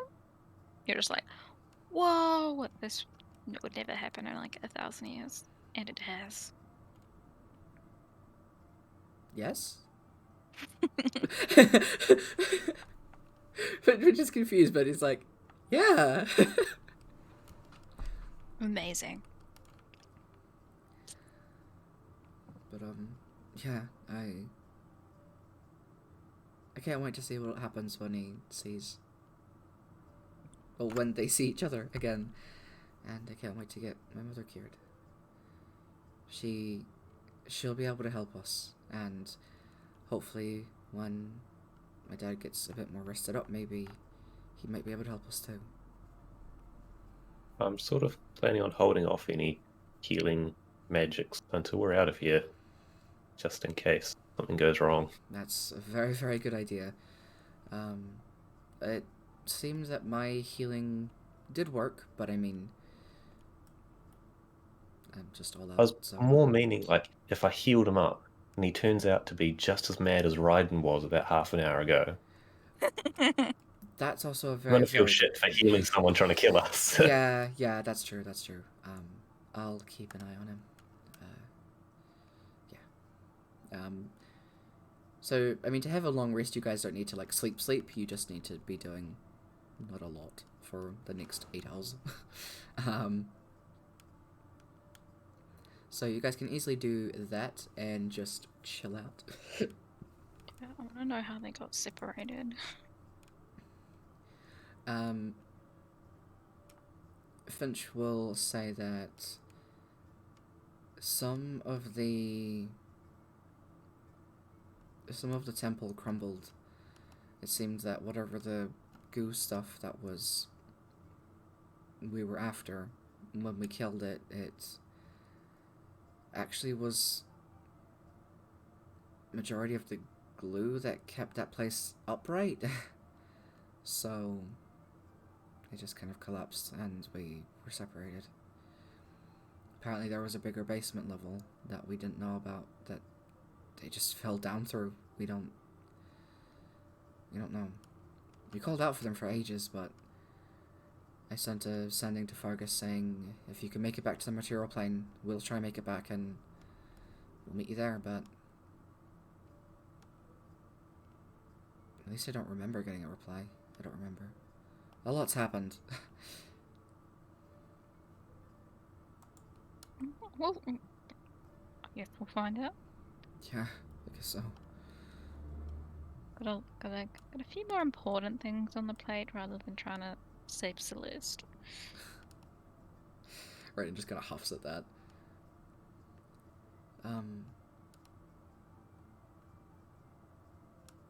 We do have Celeste's sword, though. She, we did find that. It seemed that she dropped it when some of the building collapsed. So, I mean, for the time being, if we do end up not finding them, which I don't really want to think about, but I guess it's something we have to think about, he holds it out to Viconia. I can't wield it. This thing's way too bulky. If anyone could, it's probably you. She just takes it and puts it in her lap.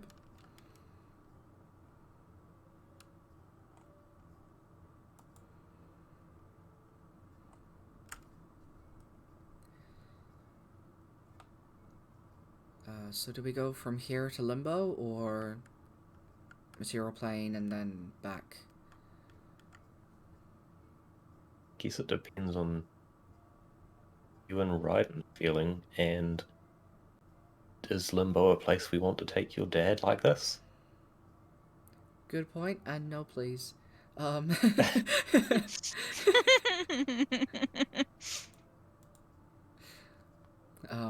Yeah, maybe it's a good idea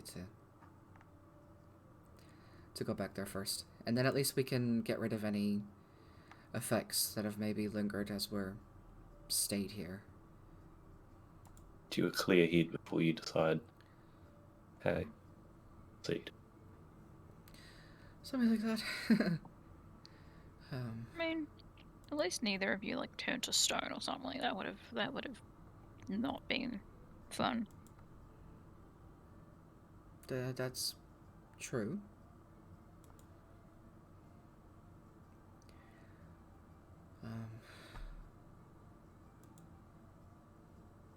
Yeah, I don't really think there's anything else. We did find some weird creatures here, but I think they left us alone. I hope they did. Well, let's hope nothing disrupts us while we wait. Here's hoping. See if we should be able to get your dad back to Voden in time to be taken safety with the rest of the world. Actually. Okay.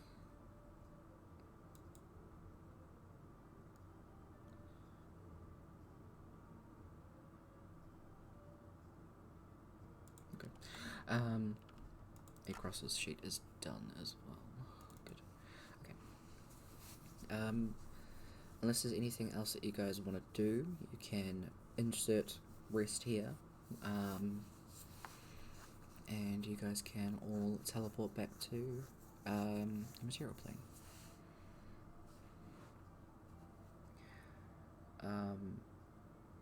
You're just going back to the Moonstone Castle? Yep. Awesome. Heading back there, there's 8 of you. The spell can take 9 of you, I believe, so you're all fine. Arriving back there, you guys...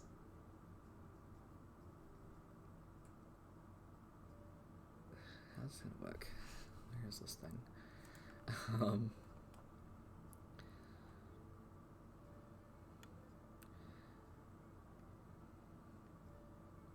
You guys land in the mansion, and then pretty much just as soon as you do, Finch's dad just tries to take off. Finch goes and tries to like grab him. You can see he's kind of like panicking, like running around like, where am I? What's happening? As he's like clutching his head, expecting to be hurt for not being where he was. As Finch is trying to calm him down, he's like, no, you don't understand. Like, every time I lift, it hurt. It can't hurt. It'll kill me. And he's just kind of like running around trying to like, I have to get back there. Because it's where he's been for a really long time. Do the whole calm emotions, greater restoration trick, followed up by aura of vitality on him. Alright.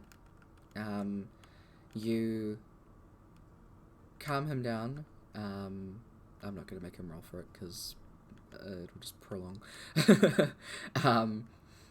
He calms down, and then as you do your greater restoration on him,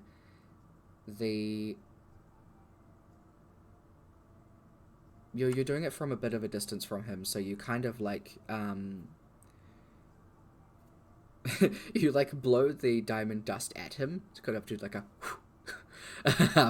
and as he's standing there, you see it go into his face, and he starts to like freak out a little bit and take a couple of steps back as he starts like coughing, and then he sneezes, and there's just like a big like dark blue like ball of goop that's just like onto the ground. And then he like shakes his head as you start to like heal him. He starts to look a lot better.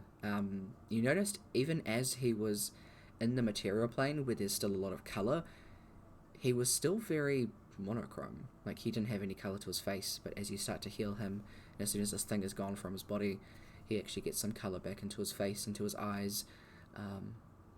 He's more human now than he was like a husk before.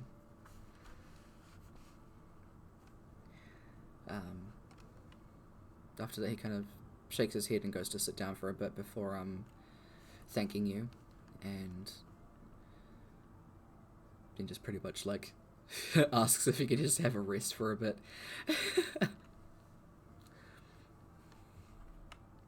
think we need to take him to see Voden first, or whoever can put him on the last train out before that happens.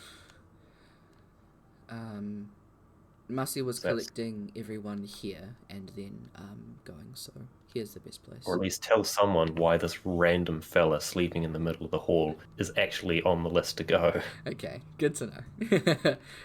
You can find one of the older twins of Emelia's siblings and let them know. Yeah, and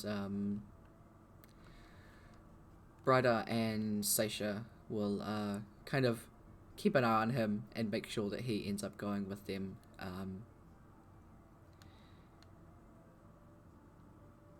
Bryda and his daughter are going to be leaving as well, and they check in with Ekros and Tibbs if they're going to be hanging around. They both kind of look at you guys and kind of shrug. I don't mind staying here. I can help if you need. Tibbs just kind of shrugs and, I got nothing better to do. Sounds boring where everyone else is. Right. We've been doing the easy stuff so far. Yeah, it's been such a party, you know, we're just having so much fun. Dying. Yeah, I had a feeling you're full of shit. She's straight up, it's like no filter whatsoever. So what's next then? If that's the easy shit, it's like cracks their knuckles. Bring on hard shit. Oh boy, I hope I've got diamonds galore for someone with that attitude. I've got some too. If you need them. Amelia just like looks at Tibbs and was like, I like you. I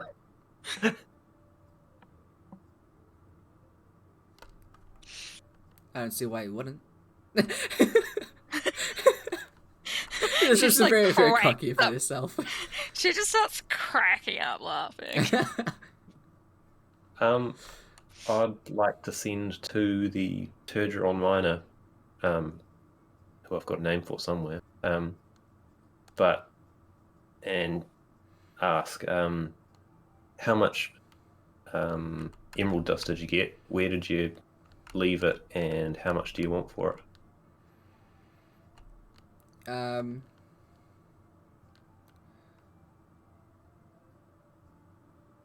You get a message back that they pretty much left everything that they had mined, all the emeralds that they had found to you guys, because they were pretty much like escorted out not very long ago.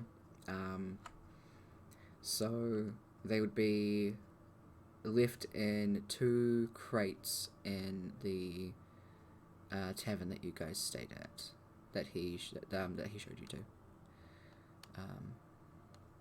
Sorry, in the alley of one of the crates. So he'd give you like specific details about where they would be. Keep them hidden so you guys could pick them up. And pretty much just says, we'll work that out later. Money's not important right now. Keep yourself safe. Yep.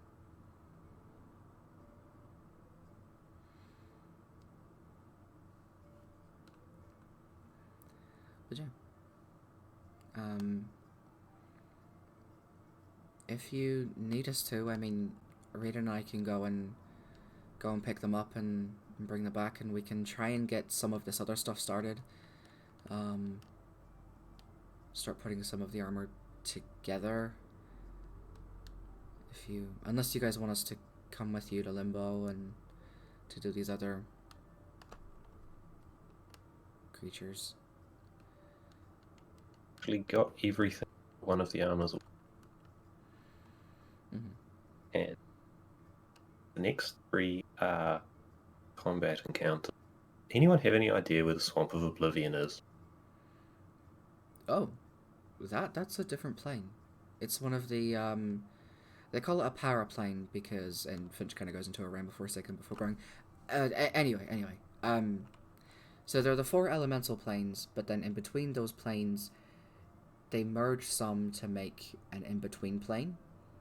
So the Swamp of Oblivion is the middle plane of the plane of earth and the plane of water. So it's like the ooze place. I'd like to look out the nearest window to see, is it sunset yet? Not quite. You've got maybe, I'm gonna say like 3 hours. Amelia, do you want to send to Voden and tell him that we need another tuning fork? Where to this time? Swamp of Oblivion. Anything else? Should we just take one each? I hope we won't have to. Well, is there anywhere else we need to go for? The Genova Dreamweaver has no specific location. Apart from, how long is it until the next full moon? A while. It was like Is there... 16 weeks or something. Yeah, I was while. gonna say, is there a plane that has like a permanent full moon or something like that? Looking at some of them, the only one that might is the it was the River Oceanus, but that's a massive ocean, so it doesn't really have thing. I think we need to go physically see Voden and get his instruction on the best way to deal with that one, actually. Yeah. You know I'm always up for annoying our favorite curator. He didn't seem all that annoyed last time you were there. Maybe it's because he didn't realize who you were at first. Just because I don't look furry anymore doesn't mean I can't be just as annoying. Does look weird without your fur. Wait, you're Amelia? This is Finch like clicks, and then Raiden, who's just like lounging on one of the couches, like, yeah, I picked up on that a while ago.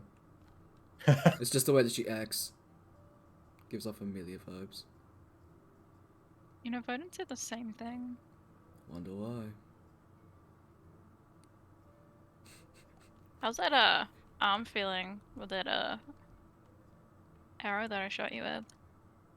Didn't feel a thing. Next time I'll aim for your head. Yeah, good luck with that, princess. Or whatever the fuck you are. Not a cat. Not anymore. So you guys can go to the... Go back to Voden.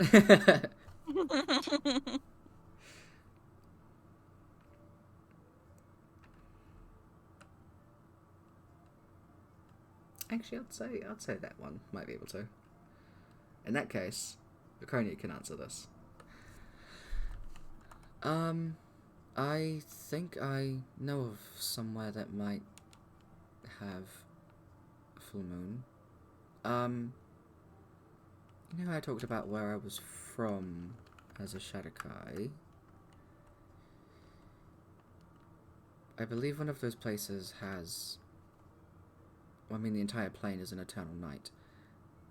But I believe there is one place that should have a full moon.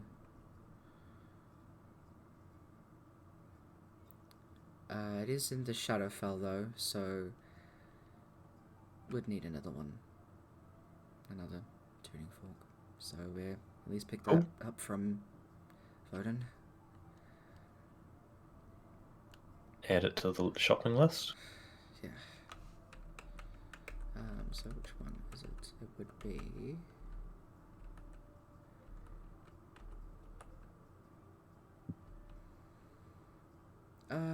we'd probably have to go to Dead Man's Cross if we do need a graveyard, and I believe that's where...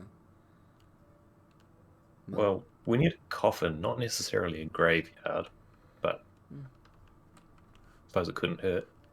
The Undertakers, then? What was that? To the Undertakers? You know, I have to get myself a coffin for, you know, when I eventually die. She says this with like a straight face. Ivakoni just like shakes her head and just continues talking about what she was talking about before. It's relatively the same as a large graveyard, so there should be coffins free. Not the... That is one of the weirdest sentences I've ever heard someone say. You know Emelia, so that won't last long.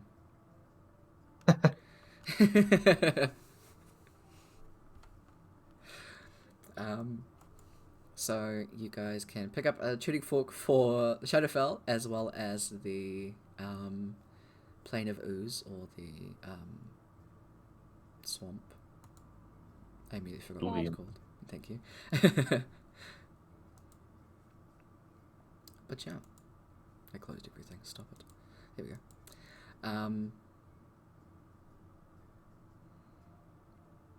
And how do you want to go about the stuff? Because you know I have technically 5 NPCs. So you can send off Raiden and Finch to go and pick up some stuff if you want. It's up to you guys. I guess send them to get the emerald, and then if they need rest, assuming they probably do, after stuff, give them the stuff for sea armor and get them to put that together. Yep, they can do that. Do we have all the stuff for the sea armor? Yeah.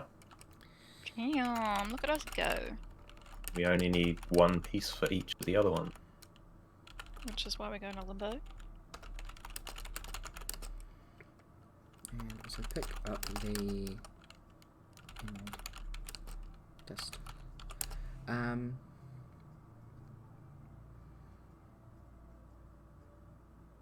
You will need the emerald dust before going into the other place. So I mean, you guys have technically had other place? Swamp of We've got Oblivion. 2 other places to go before we need to go there. Oh, cool, sweet. Yeah, because So we've got that's time to fetch. Limbo. What's in Limbo again? Limbo is a black bone from a black worm dragon. The other one is the Genova Dreamweaver, which you're really looking forward to for no apparent reason.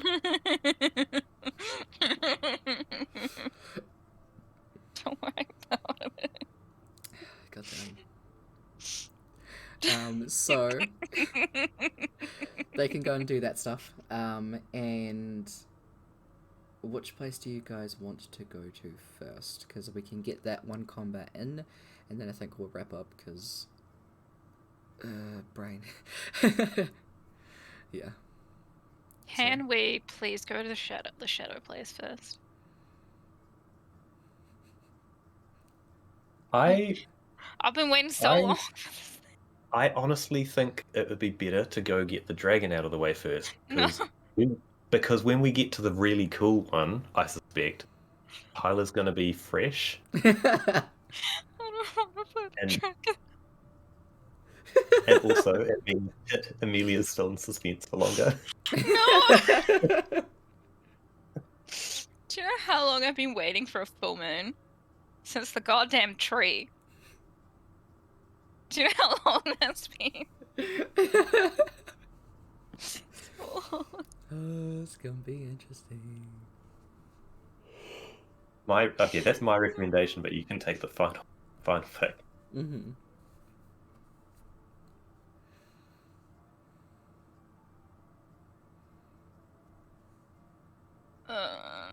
what?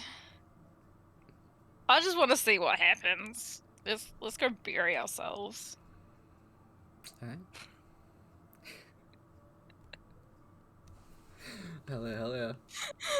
Tyler knows. Oh boy, this is gonna be something. I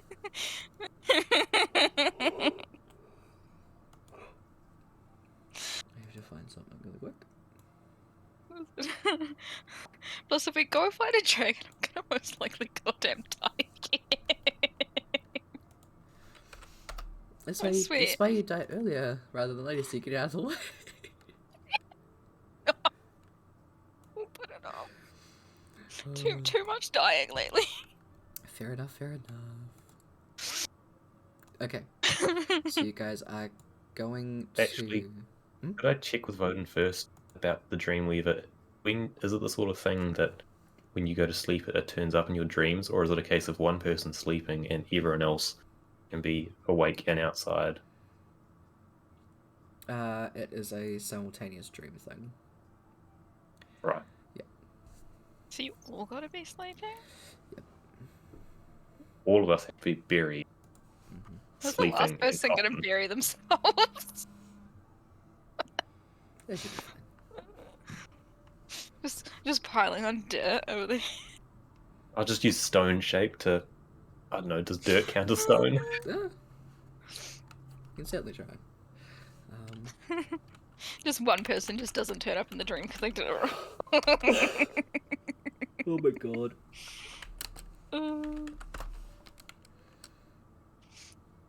I'm just imagining, like, afterwards, everyone, if it works out right, everyone wakes up, like, everyone's in coffins and needs to find their way out.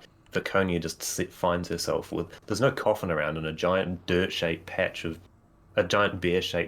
dirt with wooden splinters shoved in the sides of it. Oh my god. Oh no, where the fuck does this thing go?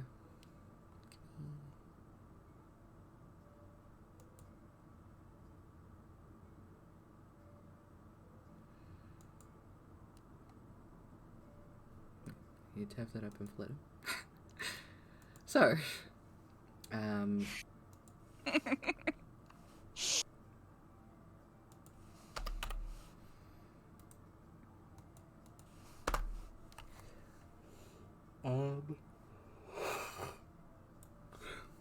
so you guys all get together and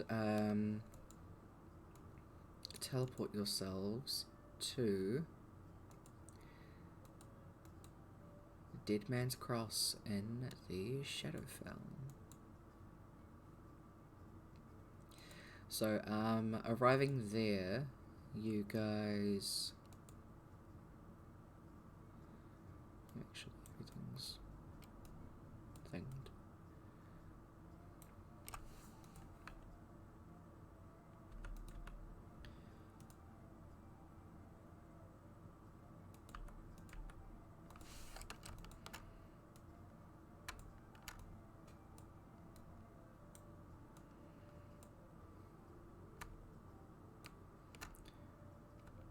I had to set up for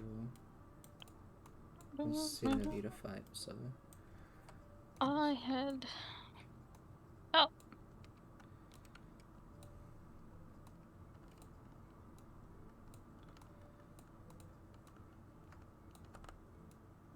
I also didn't have the tokens ready for Across, so they're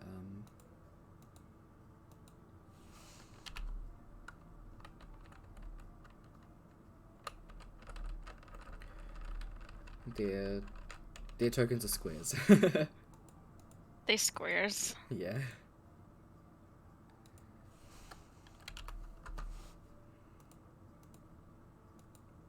Here. I should put the nameplates on, so you guys can see who's who. It's kind of important.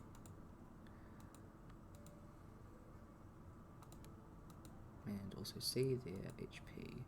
Okay.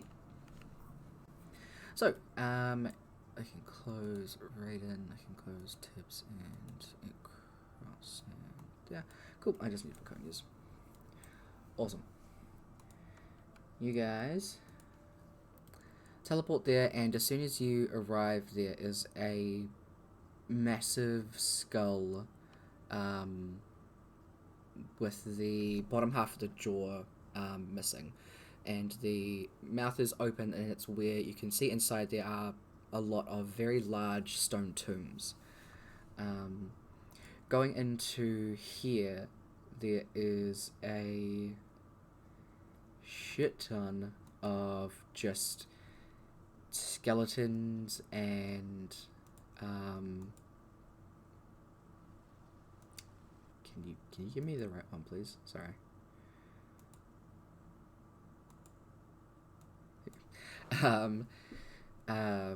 Actually, like walking around skeletons that are tending to the graves.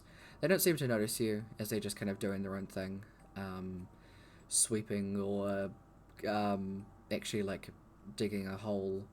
You guys can continue walking around as you get to the back part. Viconia leading the way, just trying to find an area where you guys can go. And you find yourselves at a large cliff.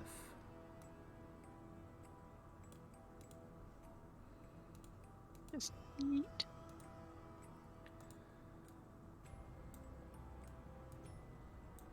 Yeah. The music is slightly creepy. I love it. So you guys all arriving can see there are a couple of empty coffins. You guys kind of drag them to where you want to go, and then slowly start to dig each of the graves, and then put them all in one by one. Who's going to be the last person? Because they can... We have asked one of the skeletons. You can try. Has it been 48 hours yet? What do you mean? Has it been 48 hours since we got the piece of the tail?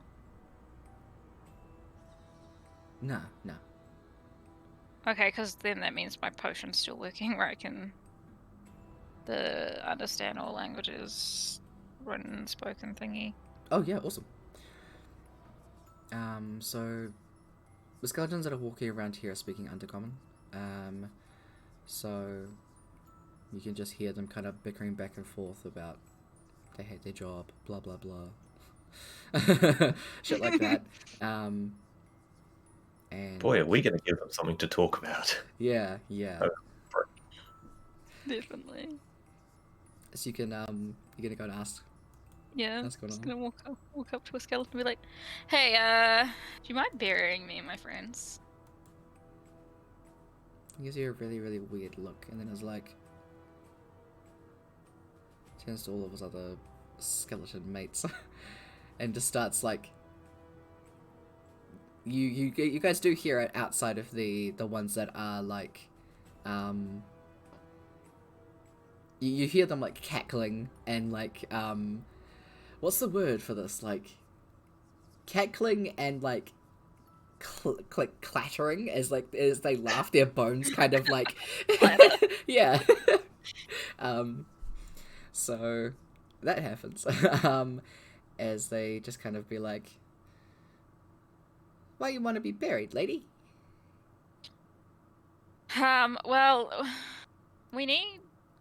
Wait, what do we actually need from the Dreamweaver? It's blood. Oh, well, we need to get blood from a Dreamweaver, so we have to, like, bury ourselves in, like, full moonlight. But, like, we all need to go, and it's a bit hard for us, like, someone to bury themselves. Okay.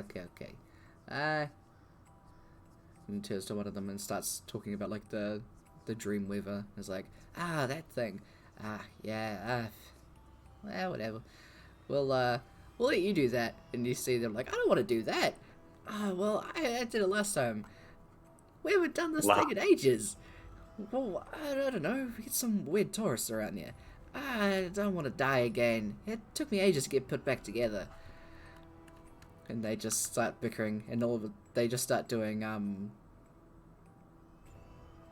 they start doing boulder parchment shares between each other, and as one of them loses, they're like, god dang it.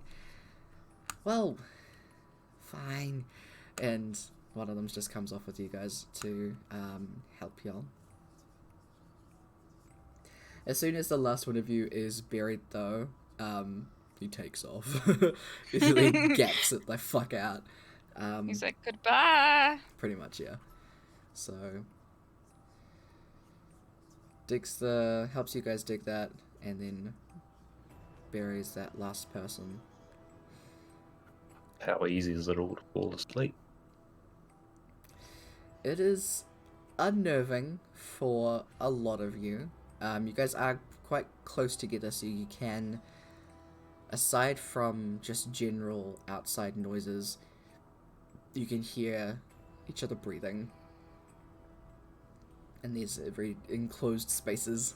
And it takes a little bit before you kind of just allow yourself to lull. It takes maybe 20 minutes or so. Some of you may find it a bit easier to fall asleep, but I guess that's up to your character.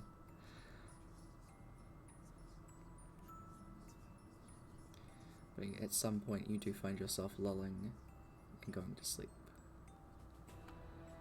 And when you wake up, you find yourselves not in the coffins, but like sitting up in them, like the top parts of them gone, and like the top half of yourself, you can't see me doing that, but like the top half of yourself from like your torso down is still in the coffin covered in dirt, but your top half is like above the ground as you can slowly get up. Each of you kind of look at each other, and you hear from close to the very large cross that's there, it formulates out of shadow and pretty much reaches out and then completely spawns. Turn to Emelia. What's the chance this guy's just as friendly as that island turtle and you can just ask him? I mean, I could try, but they're in a very creepy setting. They may not be, those skeletons seem kind of afraid too. How do we get blood out of a dream, by the way? That's something you're gonna have some fun figuring out. You know, we probably should have asked Odin. We're here now, we'll figure it out.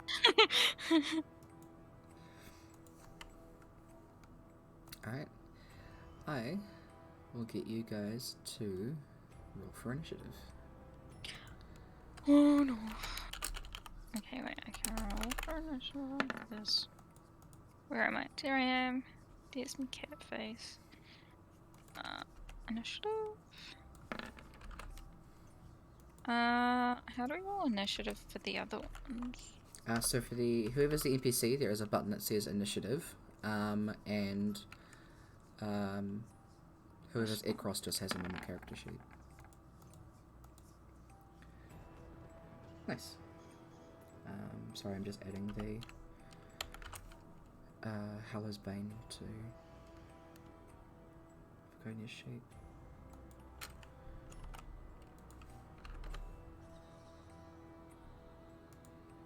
Tony's got advantage on it. Cool.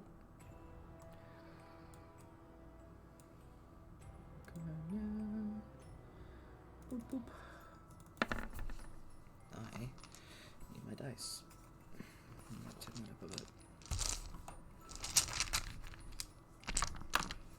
There's a mess behind me. Oh my god.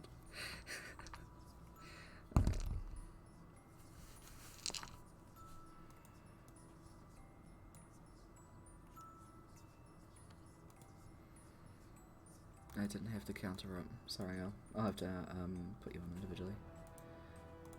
It's all good. Nope. Okay, apparently it fixed itself. Gee, thanks. Self-populated. I'm on twice. Yeah, I added you and then everyone else popped up. Who's not on there? Tips.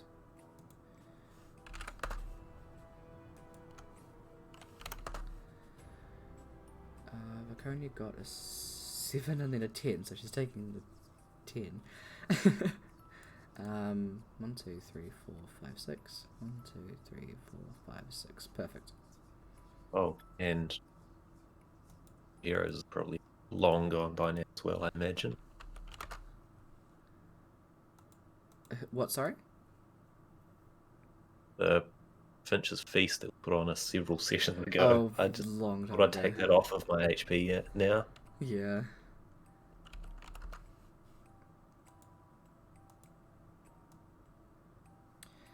Alright, I'll put that over there.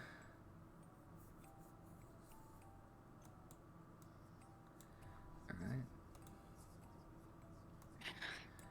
Put this up here for you guys to see. And here we go. My actions just. First, she gets a multi-attack, so 2 attacks. With this. So she can do 2 bites or 2 claws or something. But she's to turn into wolf first, right? Yes. Cool. And that's a whole action. Okay. Okay. So, top of the round is Neural. What you gonna do?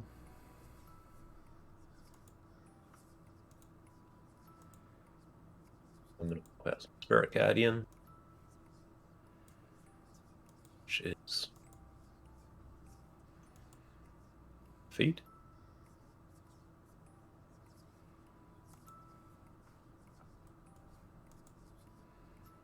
Awesome. And then probably do the dumb and charge in here first, I think. Alright.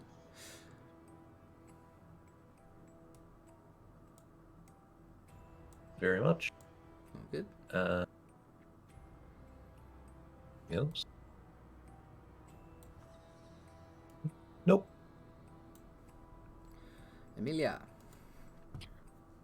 Okay. Can I shout at it? Sure. Be like, hey, Dreamweaver person, can we just have some of your blood and we'll be on our way? Like, is that okay? You hear its voice back in your mind. Is in like a deep voice that's also like very gurgly. I'm not gonna try to do it because how? But it pretty much just says,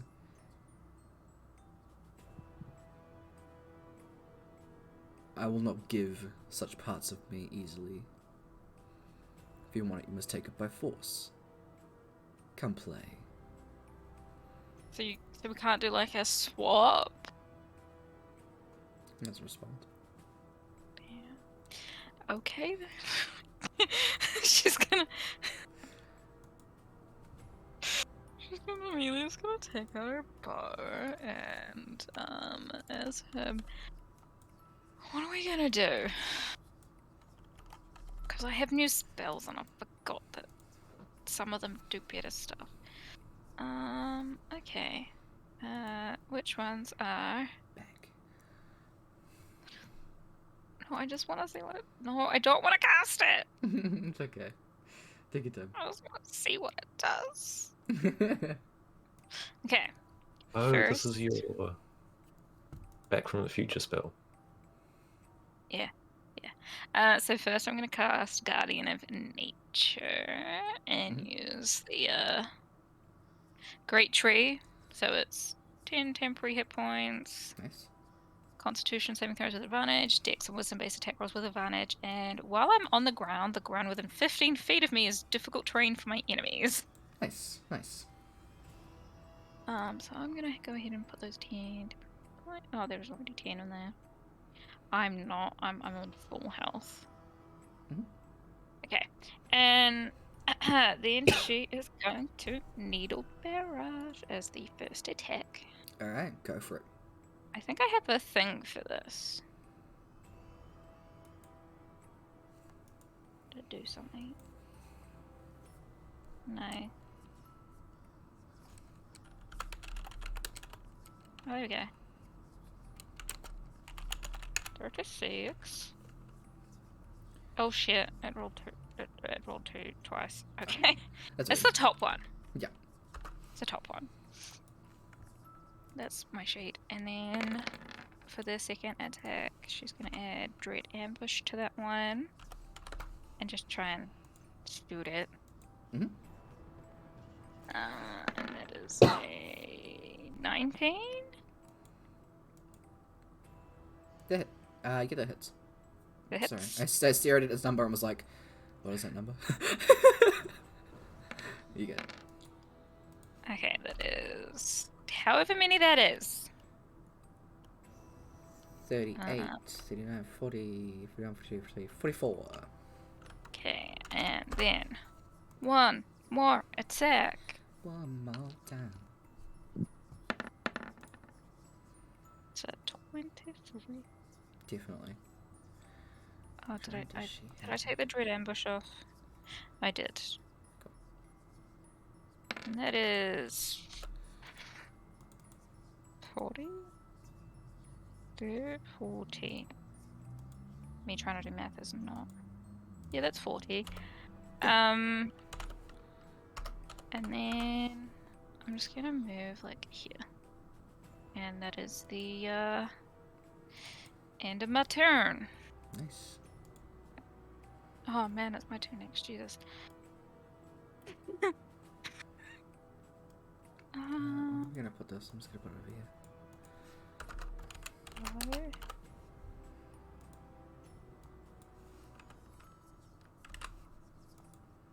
Yeah. I'll do that first before I forget.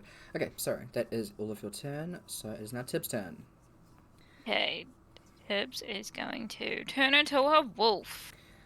She does. I'm just gonna chuck a little symbol on her. Just How far is 40 feet?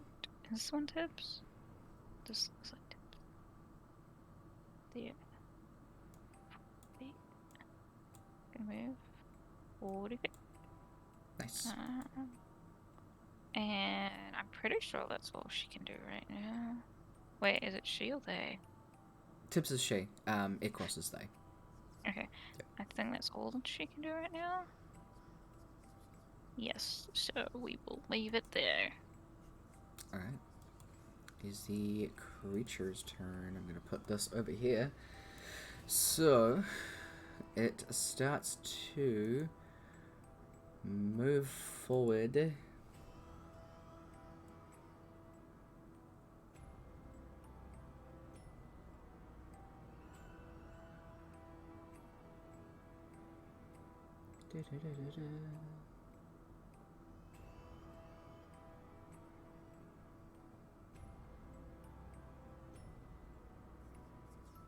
Oh, fun.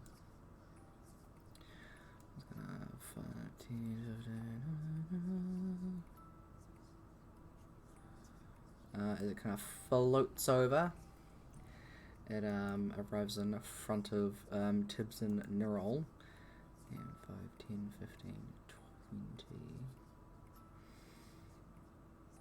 20. And it needs Hmm?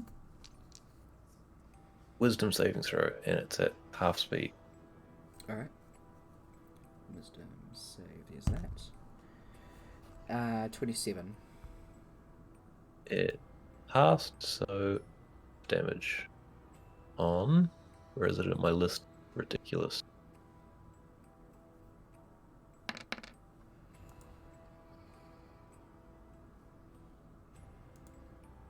Alright, so it takes 5? Yeah. Alright. Yep. Cool.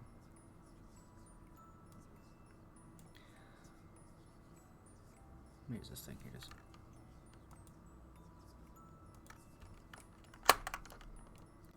So 5, 10, 15, 20, 25, 30.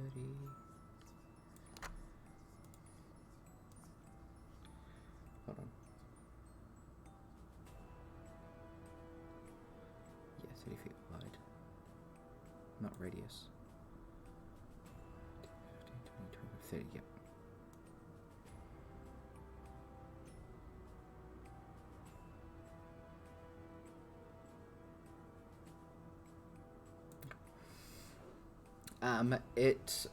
The two like really weird parts on the top of its form, like the parts that are up there, start like flapping and then start to like secrete this like gross ooze that shoots up into the air and then starts raining down over in that circle there.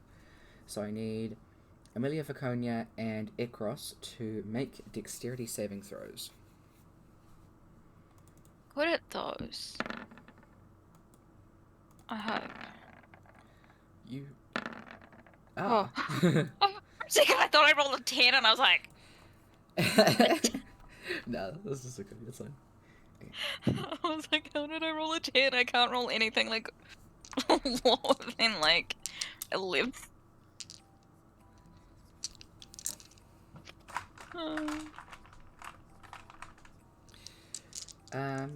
Any...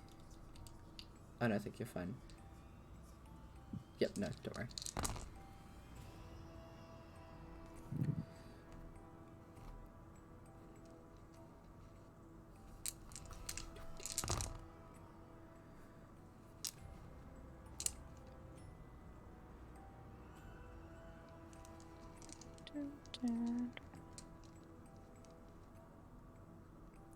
So, Viconia takes 40 points of damage. Emelia and Ekros take 20.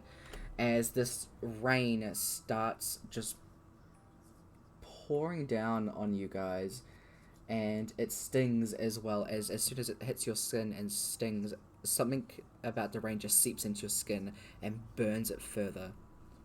Is it acid? It is. Then Ekros will cast Absorb Elements. Alright.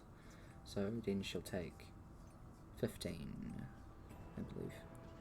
Because she can half the acid part. Resistance, and then she puts out that damage later on. Okay, cool. So then she only takes the 10 necrotic. Because I think you can only... Ooh.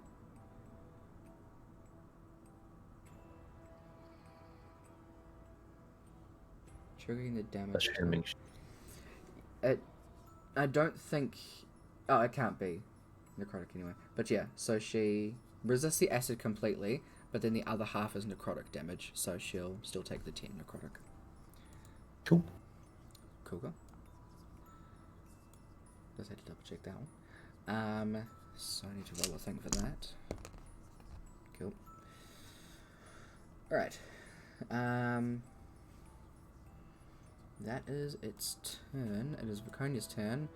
Her speed is halved until the end of its next turn, so she goes 5, 10, 15... and is going to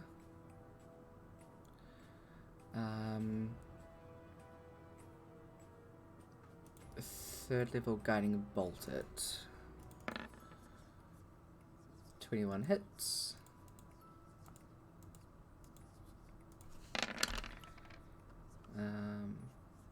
The extra 10 radiant doesn't count because that's just a different thing. So that's 13 radiant. Next, attack against the creature has advantage as it's got a little glow on.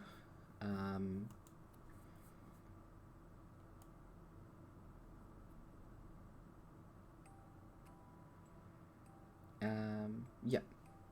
That is the end of Viconia's turn. She's got her sword out and she's ready. At the end of Viconia's turn, it's going to cast at her Vengeance.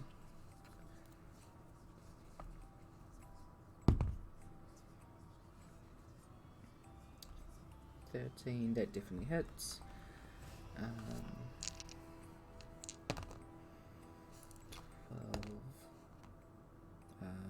19.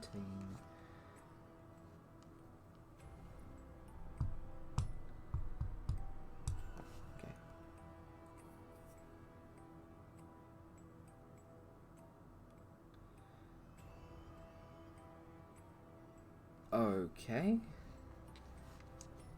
So she took 19. And she's got to make a saving throw with disadvantage because she was hit by the creature. The target attacked on its last turn. Yeah. So, strength save. She succeeds. Oh, I forgot to say, I did this before. She drinks her potion of Stone Giant Strength. I should have clarified that as a bonus action. So she succeeds, and she just takes that normal amount of damage. You can see she manages to shrug off something extra from the creature. Ikros.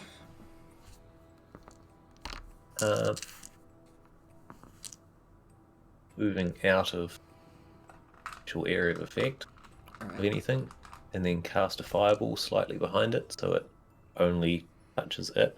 Nice. Dexterity saving throw, please.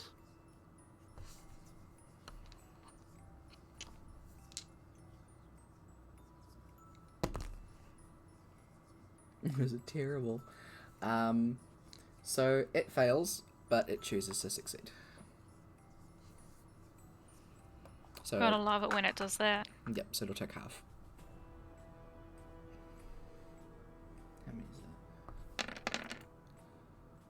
I'm gonna mark that down on its thing. Here we go. So it'll be 15. Check some things. Yep, awesome. It takes that damage. Cool. Their turn. Awesome.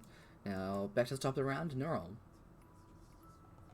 So much going through Ecros's stuff. I need to figure out Neryl's. Yeah, I know, right? It really is like 2 turns of each person, eh?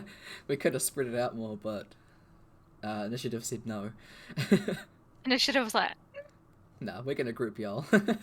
I saw the turn order and I thought, oh, there's ages between my two characters, and then I forgot that it loops. Yeah. Oh boy.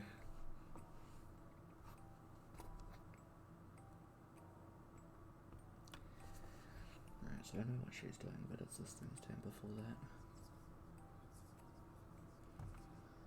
that. Neryl, bonus action down a potion of speed from Odin's gift. Alright.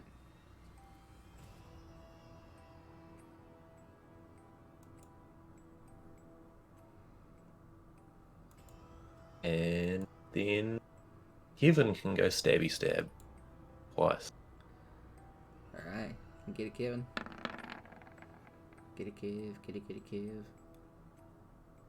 Kevin Neural. No, I've got buttloads of inspiration, so that.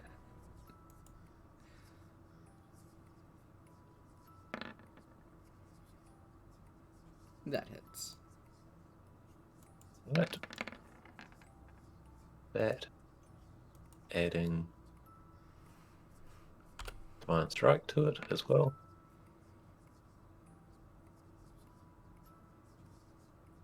$39. Nice. Yep. Awesome. Right. Then his second attack. noise. Hell yeah. I think that That definitely hits. Okay. So 24, 34, 66 Divine Strike a part of that? no, I can only do one of those on a. I can only add it to one attack a turn. Alright, good to know. All of that goes through. Hurts it like a bitch. Turn. Nice. Emelia. Okie dokie. Emelia. Emelia Marla. is going to move over here. Mm-hmm. And she's going to use that bow and just shoot it. Okay. I heard a bone and I was like, huh? Where'd she get our bone from? Where'd she I get mean- a bone? You're in a graveyard. That is also true. Surely it wouldn't be too out Just of the way. starts throwing bones at Yeah. it. Amelia, One of the control yourself. skeletons reacts. Hey, stop throwing Greg. Yeah. Greg didn't do nothing to you. Funny because that's a friend's name. Yeah. Okay. 37, nice. And then another attack. Alright. 25. Definitely. And then as her bonus action, she is going to disappear. And let's go ninja. That's the end of her turn. Need to check something. If it can see me or not. Okay, I need to put an aura on this boy. A very light one, please.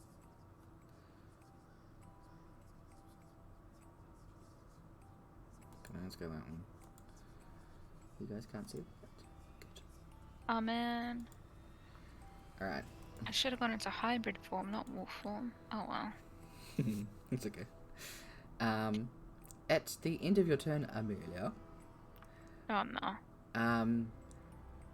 you turn invisible, and as you go to look at your bow and get ready for your next, like to knock your next arrow, you drop the bow as your hands start to pulse.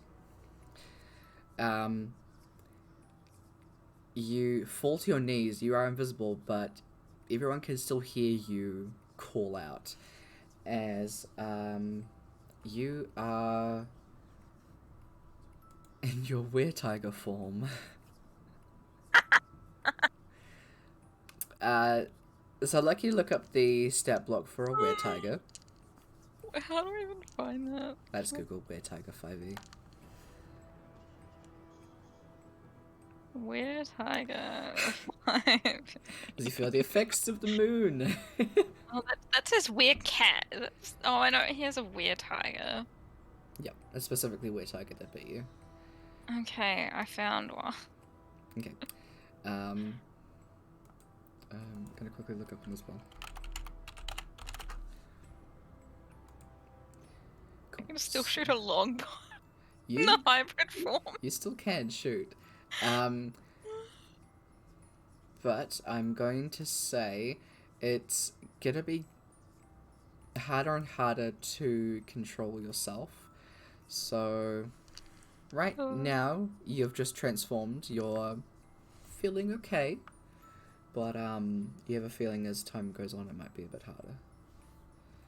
You can pick up all your bow you hear again. Amelia say is like, for fuck's sake, I thought I was done with this cat shit.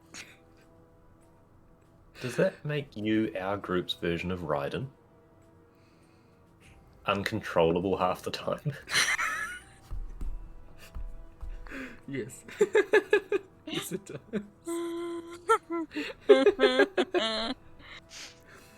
I love it. Okay. That happens at the end of your turn. At the end of your turn for you. At the end of your turn for the creature,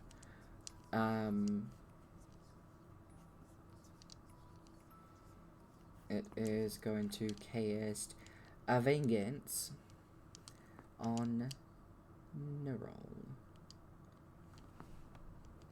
Not one, because you're far away. Ekros. I mean, you're close to it. There needs to be something far away. Well, I dropped that. Does an 18 hit Ekros? Yeah, she's got bugger all armor. Yeah.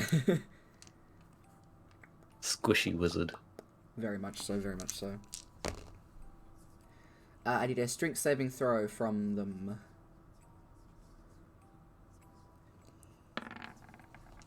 -1. Hell yeah.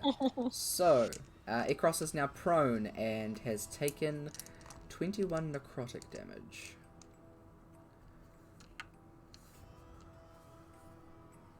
So they're now whee, sideways.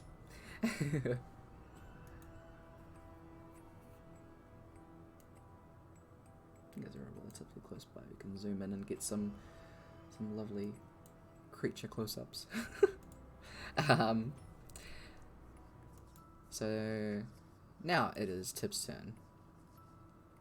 Okay, Tibs in your wolf form. So, if she's in her wolf form, she only gets 1 attack? Oh, sorry, it should be 2 attacks no matter what. Oh, so it's 2 attacks no matter what. Yeah, she always has multi-attack. So, it'll just be 2 bites by the looks of it if she's a wolf. Yeah, if she's full wolf, then she can only bite. Bite. Yeah, she is full wolf. So we're just gonna bitey bite. Alright, go for it.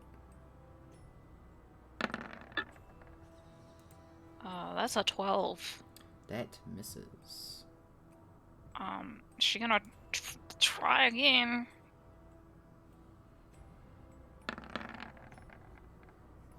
That is also a 12. That's some oof rolling. That is some oof rolling. Well, yeah, she's just gonna. She can move around to do some flanking. Yeah, that's what I was thinking. She moved that far. She moved 40 feet. That should be more than enough. Yeah, easy. Yeah, it's like 35 feet. Yeah. Bop. Nice. Alright. That is the end of Tib's turn. How much health does she have? Yeah, that is the end of her turn. Alright. 110. As the creature is going to...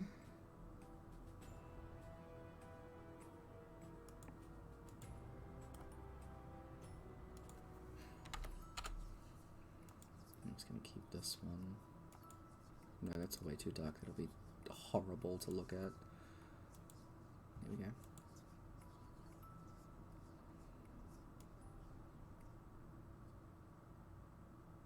It's gonna move away from Tibbs a little bit. Wisdom saving throw. Oh, Wisdom saving throw, by the way. Awesome. And Tibbs can make a attack roll.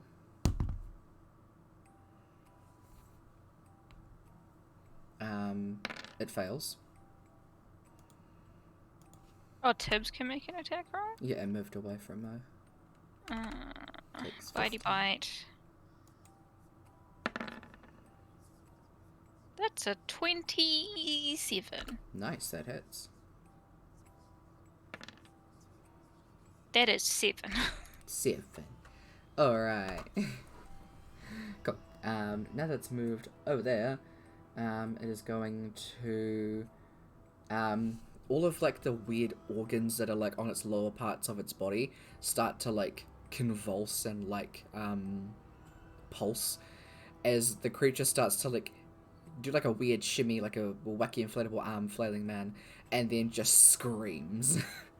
I need Tibbs, Neural, Vaconia, and Emelia to make a con saving throw. Yeah, we'll do Tibbs first because I want to. What do I just. Which one do I click? Can I click on that? Okay, there we go. Yep. Tibbs scored a 17. And now I gotta look at the stats for goddamn Were Tiger. How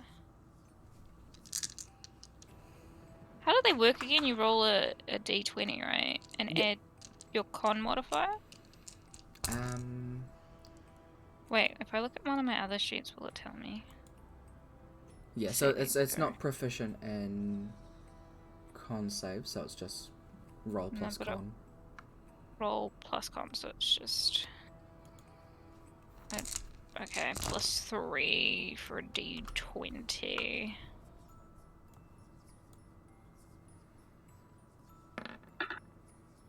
That is a 16 for Were Tiger Emelia. Okay, so Neural and Vaconia pass, so you'll be taking half. So let me do some math.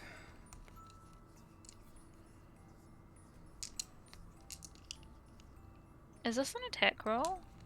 No, this is saving throw.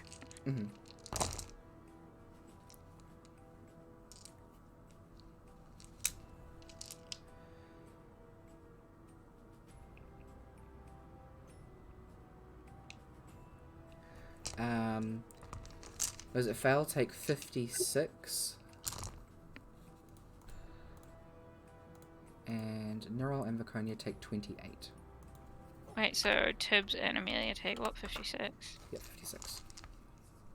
Okay, minus 56. Whoosh. Okay, you need another d6 for those. Cool, they have that. They also look like they gain some health back at the start of their turn.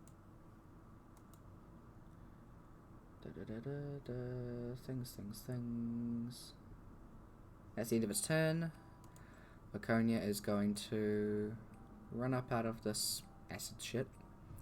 And is going to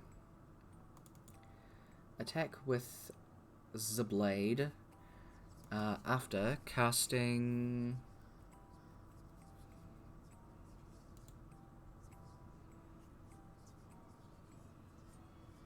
Staggering Smite.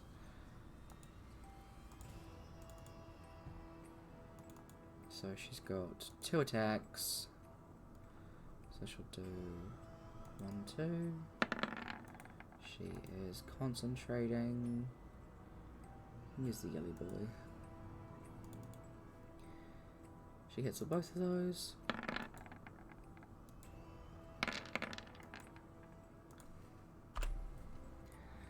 So that is a job for my calculator.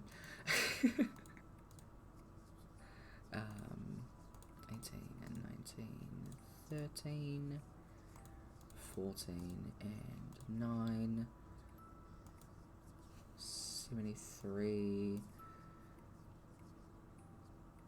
2 wisdom saving throws.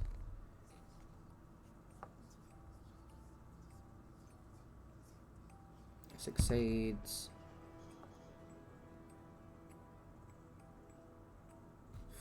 Fails, but will take the damage. So just roll these.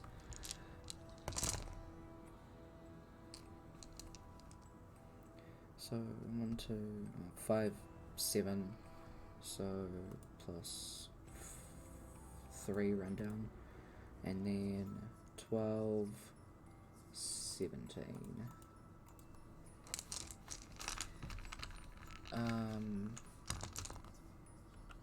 Laconia does 93 points of damage with her 2 attacks. That is the end of her turn. Ekros. Lying on the ground.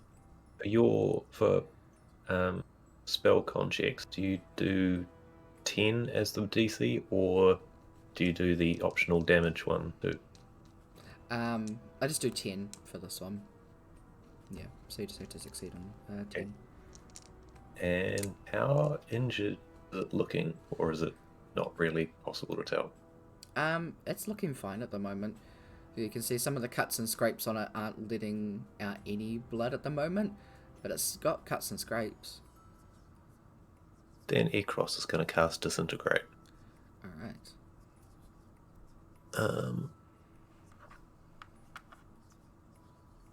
Dex saving throw. Alright, Dex.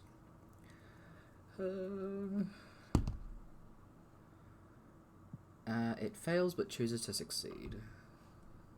Stop choosing things. Choose to fail for me, will you? Half that. 31. Okay, one sec. I know there is a specific one of these.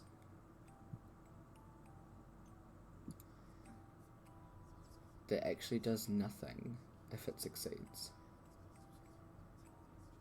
On a failed save, it takes that much. Okay. You might be right. Target disintegrates. Yep, no, nothing. Yeah, this is one of those. I believe it's this one and something else that just does nothing, but I don't remember what the other one was. Thank you for Preach. So it's like a 6th level cantrip. Pretty much. Great. Yeah. I guess she'll stand up and use tree trunks cover apart from when she wants to poke around. Alright, nice. I'm actually going to turn that other aura off because it's fucking with everything. Please stop. There we go. Okay. I will quickly put this onto... Oops.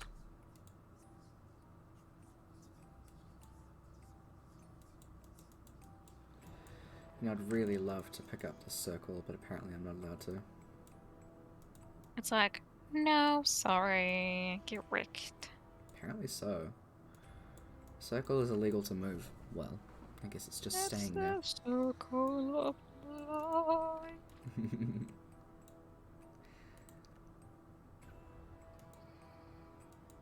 Oops, bye.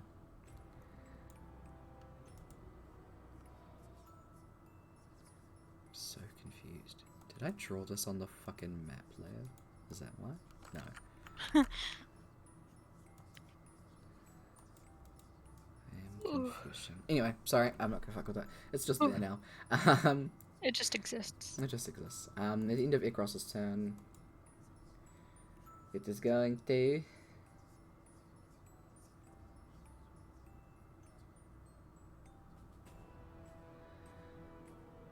make Viconia, Nerol, and Tibbs roll a dexterity saving throw. Okay, Tibbs. Advantage. Tibbs, Dex.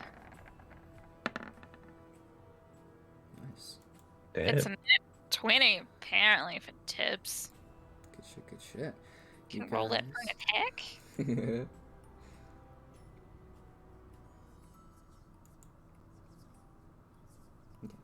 So you all succeed, so you're still taking half of this damage, and you're only pushed 10 feet away. 2 away from it as its tendrils just kind of whip around wildly. Just going fucking crazy. It's like, get out of my way. Each of you take 6 bludgeoning damage. 6? Only 6, because you succeeded. Yay. Because you succeeded. We succeeded. Pretty sure they don't have any healing. No. Yep. R.I.P. Tibbs. Nerol, you're up. Right. I suppose the pushback doesn't count as it leaving my range, does it? No.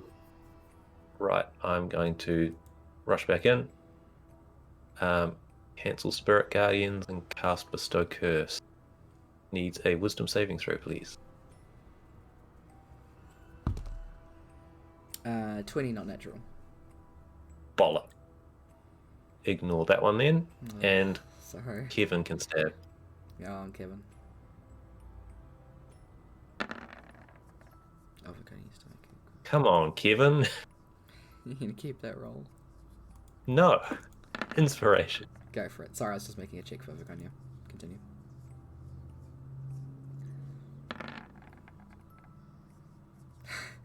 Kevin! Yep. You going to keep that one? Sit with that one.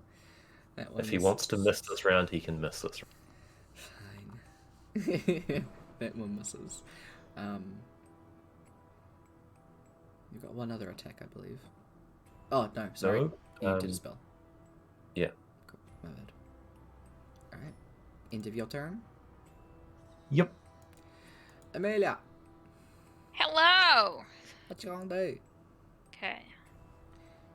So am I in, like, hybrid form right now, or am I, like, full tiger? You are hybrid at the moment, but you can So I feel can yourself slowly losing humanness. But at the moment, Humanity? That's the this turn, can I still shoot the bow? Yeah. Okay. Oh, because it's going to be really funny, right? Because what happens is, Emelia just pops back into existence, and where you're expecting new Emelia, which is technically old Emelia, but the Emelia that you're not used to is now a tiger instead. Tiger. Mm-hmm. Just standing there. Because I dropped it, right? Mm-hmm. I'm gonna pick up the bow, Alright. which I think is like a small amount of movement. Yeah. It's like 10 Yeah. feet. Yeah. And then I'm gonna shoot. Shoot this creature. Hello. Let's go. Fuck yes. Dang, good shit.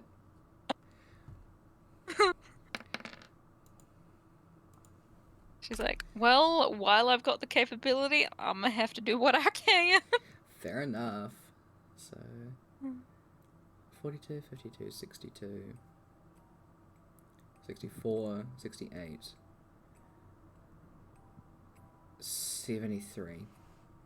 Nice, and that was one turn. Nice. So, she's gonna shoot again.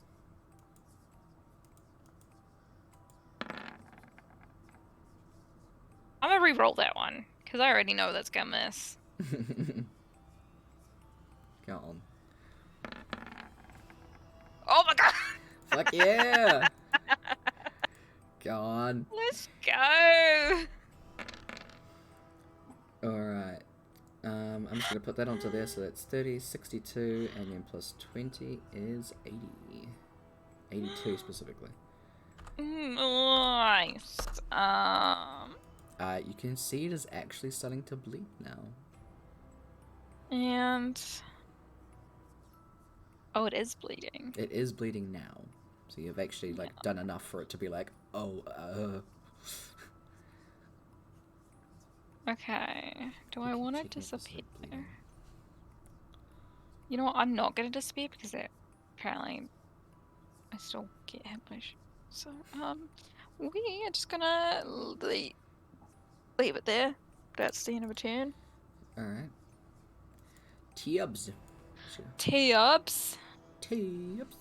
If I move Tibbs here, does it count as flanking, or would I have to be like here? Because I can't exactly go into the ocean. Can't really go into the ocean. I believe it's just parallel or across from, so yes. There would count. Cool. I'm gonna go here, and gonna do some biting. Alright. That is more like it. Hell yeah. Thank you, Wolf Tibbs. Damage isn't too 8. great, but it's damage. Yeah. And then we've got a bite again. Crunch. 17? No, 21. 21? Because... True. 21 hits. yes. Good shit. 10. Nice. And that is the end of Tibbs' turn. Nice. You see at the start of its turn, it does a little heal, but not too much. And it is gone to...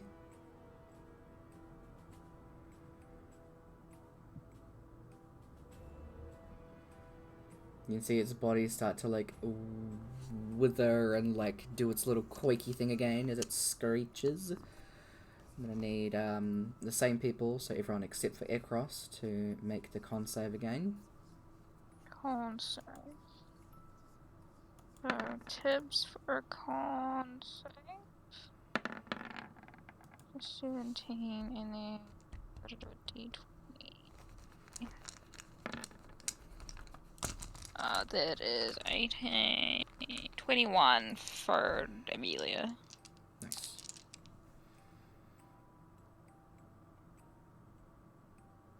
Okay,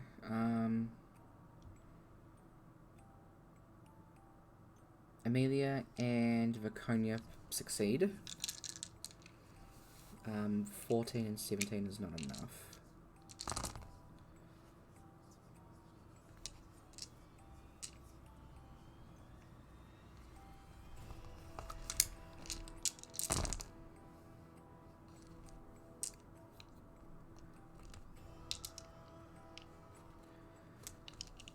Uh, 56 to those that failed. Oh no. Oh no. Uh, Oh no. 28 to those that succeeded. Baba Tibbs. Tibbs is down. Tibbs is down. Wait, was it 28? 28, yep, for those that succeeded.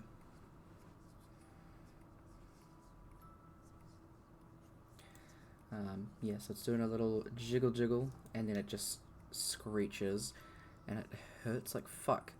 As it continues to ring in everybody's ears after a little bit of time. Viconia. Would Tibbs revert back to humanoid form if she's downed? Yeah, she would. Okay, cool. 5, 10, 15, 20. Run over to Nirol. Bonus action. Drink a speed potion. Where did I put it? And then, as her main action, she is going to give Nirol, sure, all 75 of her lay on hands. Cheaper. And then do an attack as her extra action with the sword, which she still has staggering smite on. Wait, does she? Let me check. Which she does have. Okay, and if she hits, she's gonna just pump some more divine smite into it, because she can. 30 hits.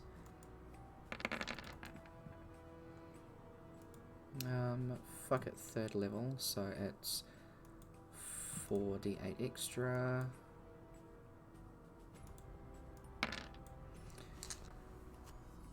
Wisdom save. That succeeds, so it takes half of this. Oh, nice roll. 15, so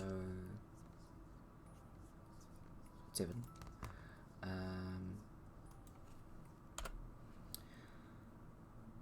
I'm just gonna take the 7 off first, and then 10, 20, 30, 40, 50, 54.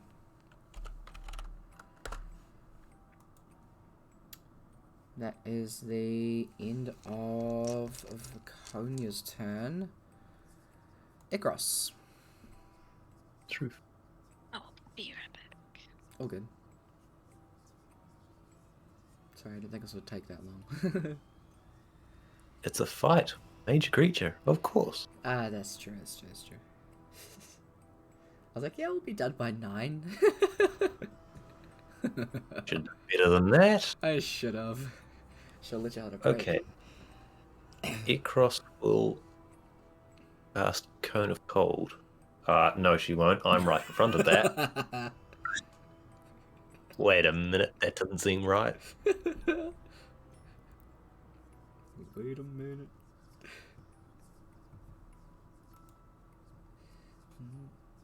Work. One. Probably not a good idea either. That one. Work. Once again behind the beastie. Cast a 5th level fireball. Alright. Dex saving throw. Also over channeling and all this extra stuff that I've found in her features. Yeah, absolutely. Natural 20. Bollocks. Really? I'm sorry. Fair enough. It's a good dice, okay. It's my favorite metal dice. Maybe save it for when you want good rolls. Okay. Save it for when my character wants good rolls, not for the enemies. But we know that'd that be never just works. that'd be just great. Right. That's Ikros' turn. Imagine she's just getting frustrated. Oh, it still takes damage. It just takes half. Ah. Yeah. Because it was fireball, Okay. eh? Yeah. Yeah. So make that roll. I don't actually need to roll for it.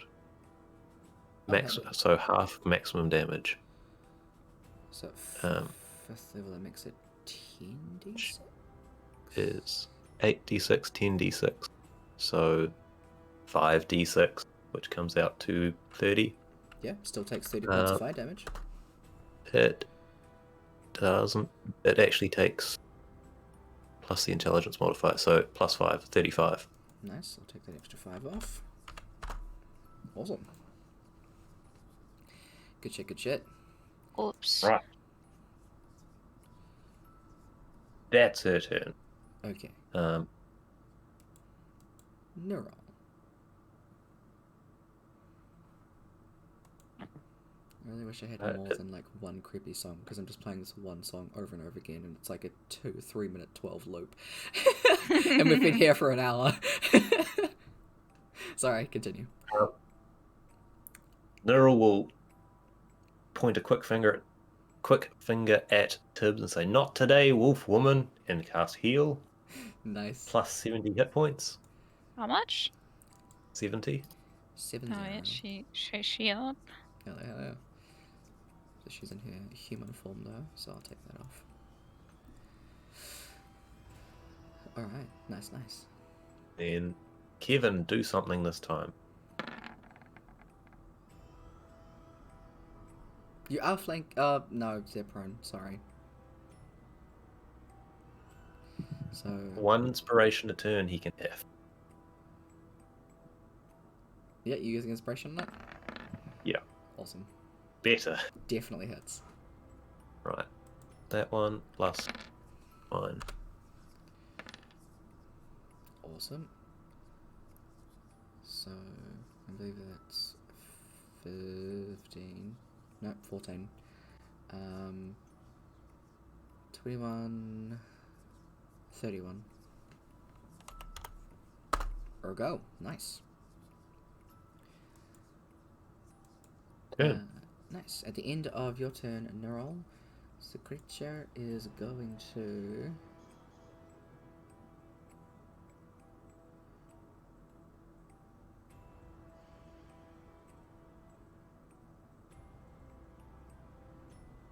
you hit it, so it's going to target you.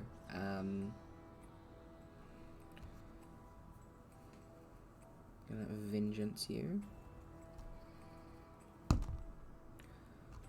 That is a 20, which I think misses you. Yeah. Nice. I'm on 26 AC. Good shit. It misses you completely. Emelia. Okay, as a bonus action, she is going to down a Supreme Healing Potion. Alright. Supreme is the highest one. Yep, it's 10d4 plus 20. Yes. Advanced. We want 10.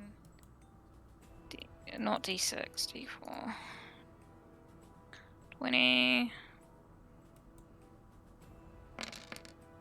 38. Oof, it's so many ones, I'm sorry. I know. God. What's the 8? How's she doing? Like, is she still, like, with it? What do you mean? Or Oh, is sorry. you- Yeah. It's getting close. You have a feeling that you have one more round as at least yourself. Okay. Like this round, sorry. Is yourself. Well, in that case, we're shooting that bow. Alright. Oh, it was That's so close to 20. being a 20. It like tilted. 21 hits. 21. That's 27. 27. Nice. And then she's gonna hit it again. Alright. 19 hits. Cool. That is 32. Yeah. And that is the end of her turn. Alright. So. How much would it take to put the bow back on her back? If you're not moving, then I'll say none, that's fine. Cause I'm just gonna like, because she's getting the feeling that she's gonna like losing herself. She's gonna swing it onto her back, so just in case I don't want to break it or anything. Okay, so. And that's the end of a turn. At the end of Emelia's turn, need everyone around the creature to make a dexterity saving throw. Tibbs makes it with disadvantage. Or Tibbs. They are prone. Have advantage. That's a 9. Alright. For Tibbs. So Neural, you succeed. You're the only one who succeeds. You take 7 damage, Neural. The other 2 take 14. 5, 10, 15, 20. Viconia is flung against a tree. 5, 10, 15, 20. Tibbs is flung against the ground. And Neural's flung back only a little bit. As the tendrils around it just start going crazy. And start whacking people. So that is all of that thing. Tibbs, what you gonna do? Okay. Get up. Get up. Does it take 10 feet of movement, or is it half? It's half to stand up. So that's 15. And then as her action, she's going to morph into the hybrids. Alright, awesome. And then, how far is 15? Pretty close. That's hitting range. Yeah. Oh, yep, she can't hit anything at the moment. I'd say she can. She can? It's okay because the creature's a circle, it looks like she can't, but the actual box for it is right next to her. No, but it takes an action to polymorph. Oh, cool. So, Yeah. sorry, I thought you meant distance-wise. Don't worry. No. So that's the end of her turn for this round. Alright. Creature's turn. It looks like it does a little bit of a heal. Oops. Not by too much. And it is going to...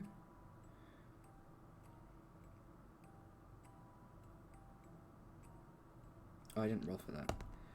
Oh, it can't. Cool. It is going to hit the 2 people that are closest to it.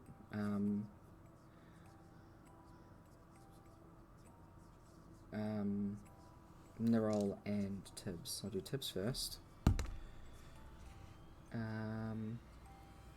18 to hit Tibbs. Yeah, because it's 16. Okay. Are you serious? I rolled 3 ones, so that's 3 damage. Woo! I'm okay with that. And against Nerol, that is a 22, so no. Cool. Hell yeah. That is it for its turn. Viconia. 5, 10, 15, 20. It doesn't say you're knocked prone, so that's all good from that. So she can run up to it. She's going to use all 3 of her attacks after she does a con check to make sure she's got her stagger and smite still. Yes, she does. Do her 3 attacks, and if she hits it, pump in some divine smite at first level. But we'll see if she hits first. 1, 2, 3. Dang. She's going to use her own inspiration to reroll that last one. There we go. So all 3 hit. I'm going to turn that on. I'm going to do fail. Fail. Succeed. And half of this one over here. So, 1, 2, 3.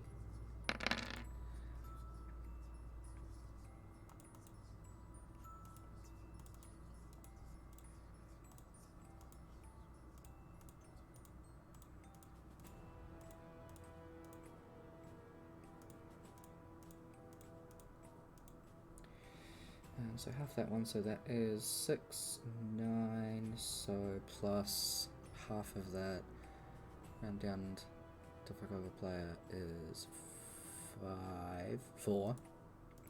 And then these aren't halved, so 10, 8.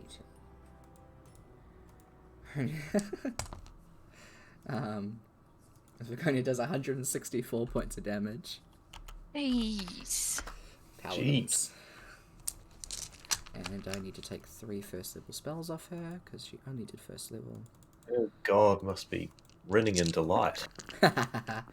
Hey, her god is the god of victory and battle, so fuck yeah. That is it for her turn. At the end of her turn, it is going to be like, hey, fuck you, that hurt.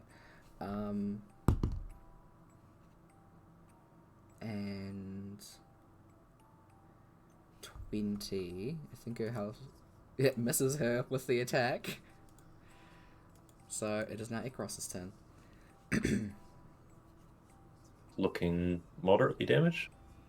Oh, it is looking fucked up. Like the wounds that are being slashed into it now are now like profusely bleeding. There are parts of its limbs that are actually been chopped off. It is looking wilted.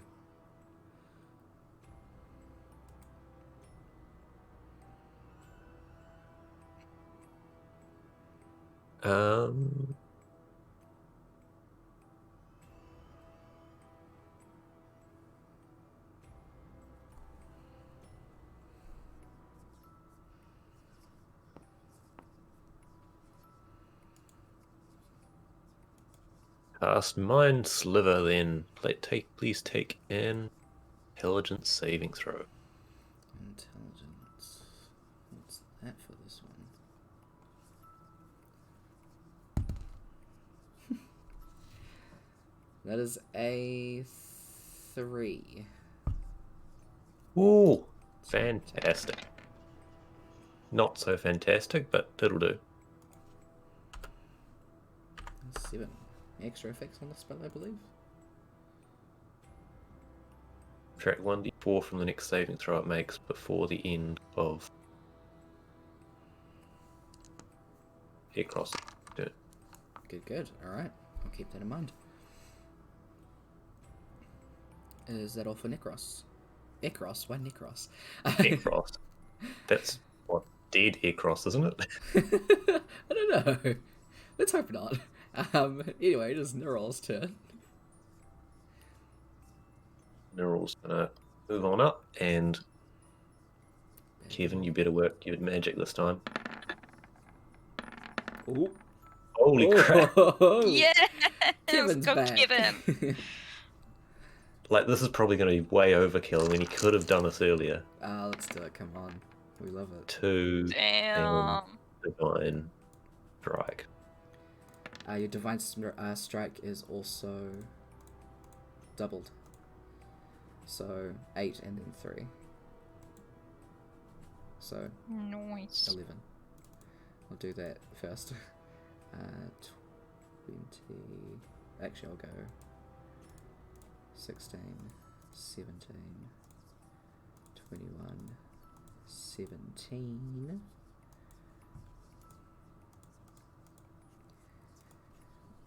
Nerol, how do you want to kill this creature?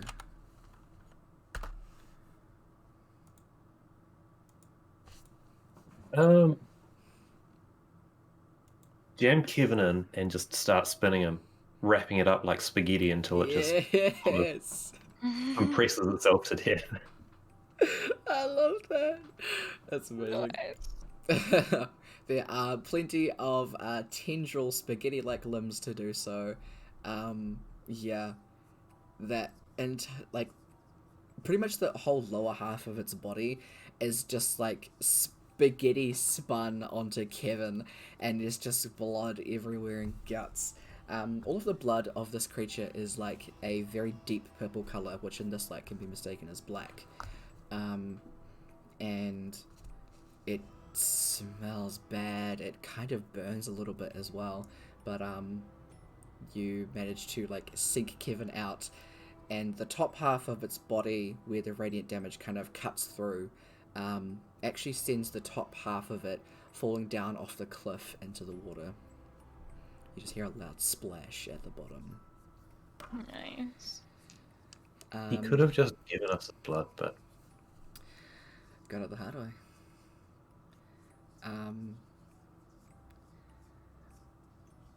Maconia drops her sword and then doubles over as well, and you can see as she starts to sprout hair and begin to turn into a boar.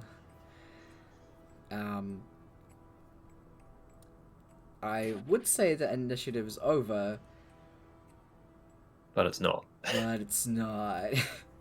Emelia, I need you to make a wisdom saving throw. Wisdom. And I need Maconia to make one as well. Oh, as a weird tiger, right? Mm-hmm. Wisdom. Look for this. Wisdom. Oh, sorry. Literally has no proficiency to saving throws. Okay, so it's just D20. Where? Oh, there we go. A D20 plus 1. That's a 16.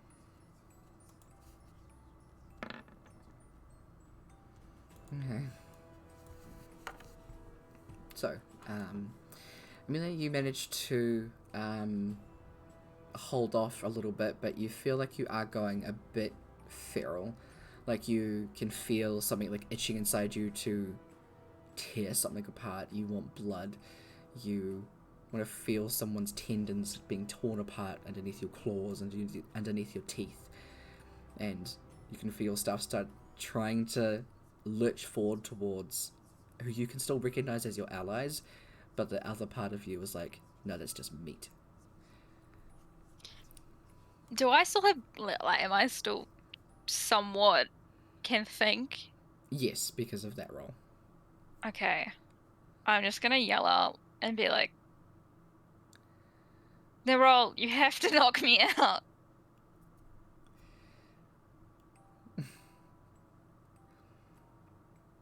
Been waiting for this.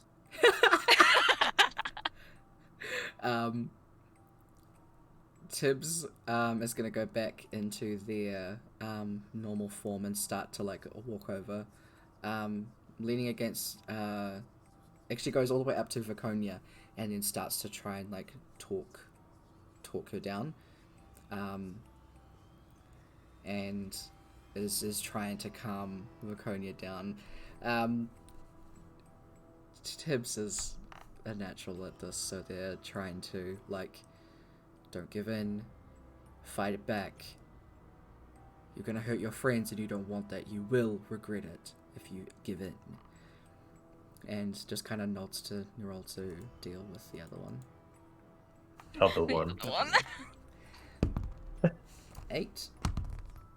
14. Okay. Viconia is managing to hold herself. Barely, but managing. Gross, I'm just going to open up their sheet again.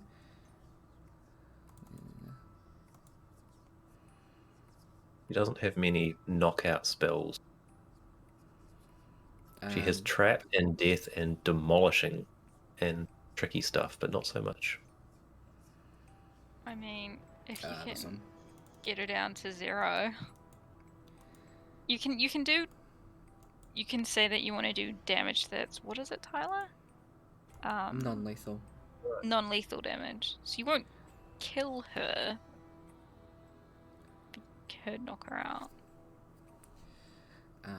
There's basically just a big hand that can kind of just like punch her and knock her out. There is a specific attack. It's fucking done terribly, but clench fist, hand strikes one creature within 5 feet of it, so she can cast it. They can cast it next to Emelia. Wait, does Emelia have Death Ward on her? Yeah. Does that count if you do non-lethal damage to knock her out? I'm gonna say no. If you're intending to kill, So it's a Yes, D20 okay, cool. plus 8 to hit Emelia with this hand.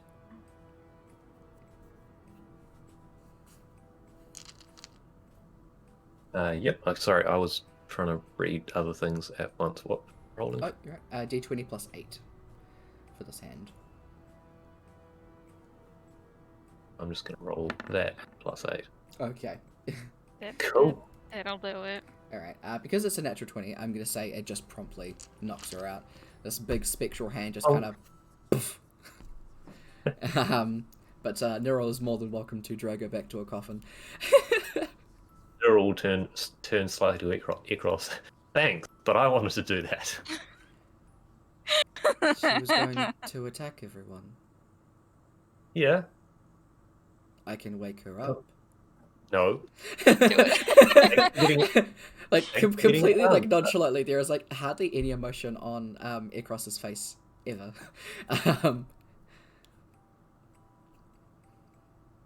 Okay.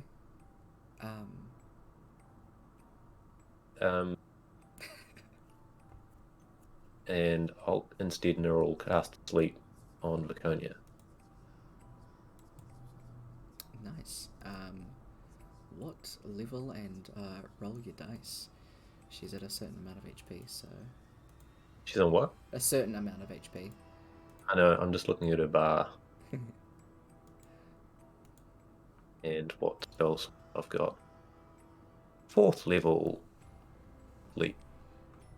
Nice. Which is a list somewhere. Yeah.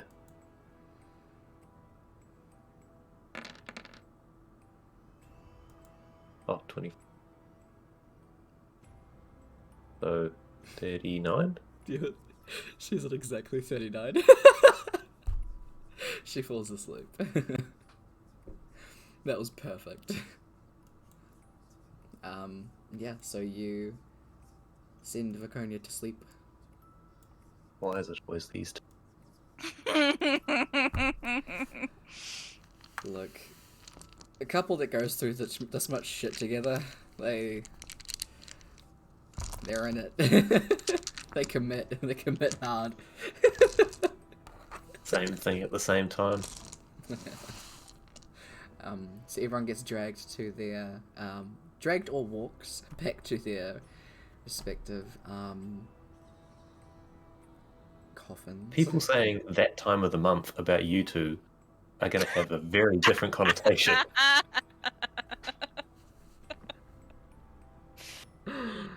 Did you at least put some of this blood in a vial?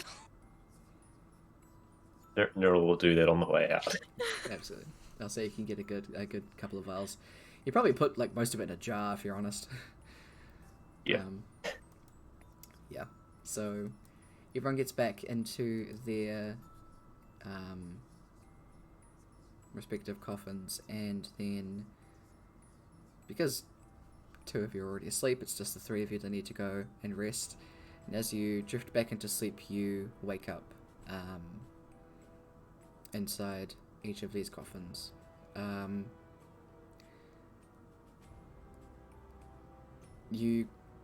Takes you a little bit to get out. It is actually quite hard to get out of the ground with dirt on top of you, and you kind of panic for a little bit as it starts to be like, how do we get out actually? But you hear the sound of someone like digging above you, and slowly each of you are kind of like woken up. Nerol, you get dug up by Ekros and Tibbs. Ekros just kind of teleported out of the coffin and was like, oh, yeah. Cheers. Helps you guys dig up Emelia and Viconia, and then do we have to wait, or do we go home? Are we still in like queer form? You would be, yes. There's still a full moon. I think we should head off straight away. Best get these people any potential moonlight. Okay. They go home and it's a full moon. And we don't have to go straight home. Probably, actually, it's a good idea. Limbo's not a place to be resting happily. Yep, home. Okay, cool. You guys go back.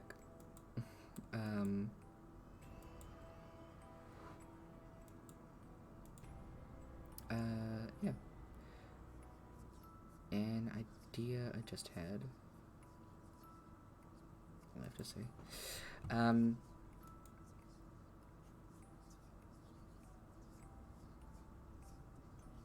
Yeah, don't worry. Cool. You guys teleport back home. You guys get back to Merstone. You guys can all take a long rest and can heal up for your next little adventure, which is where we'll leave the session. Let you guys heal up and yeah.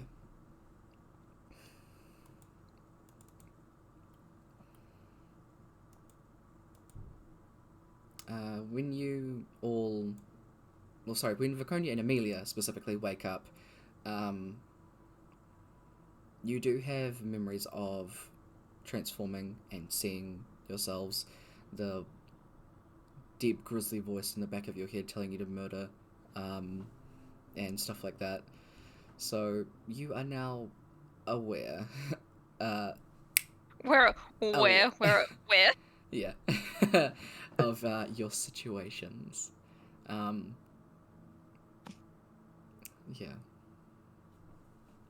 As I'll put Viconia's strength back to 18, since she buffed out her strength like fucking crazy to be able to do that much damage. So with that, you guys will definitely level up. I'll get you the exact numbers, but you will be doing a level up. Yes. So you guys will be level 16. Yay. Sweet 16. Hello. Except our sort of party revolves around Emelia dying, amongst other things. But and you Hey, guys, at least she didn't attack. that's true. That could have been something. When you guys get back to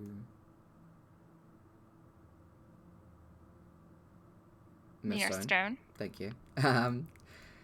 It is already past sunset, so you do get back, and the Ahrozath Castle is very, very quiet. You guys come in and there's no bustling sounds of people everywhere. You don't bump into anyone. There's just you guys. Amelia, you do find a note on your bed from Kaz. And also there is another sending stone to him specifically. So if you ever need to send him a message about anything, he does know where to find you because he needs to get to you to help Taria, but he just wants to be able to check in and see if there's anything that he can do, and also let you know if there's anything he can find out on his side. Yeah. On the room that Nerol, you've been staying in, there is a note from two people with a couple of items. One of them is from Kaz, and there's just a pouch full of 5 more casts of Greater Restoration. And the note pretty much says, this is as much as I could find, at least without jumping from place to place. Good luck. Take care of yourselves. Here if you need us. And then the other one is from words. Voden, sorry, forgot his name. And the note pretty much reads, working on the tuning fork will find a way to get it sent to you in a day or so.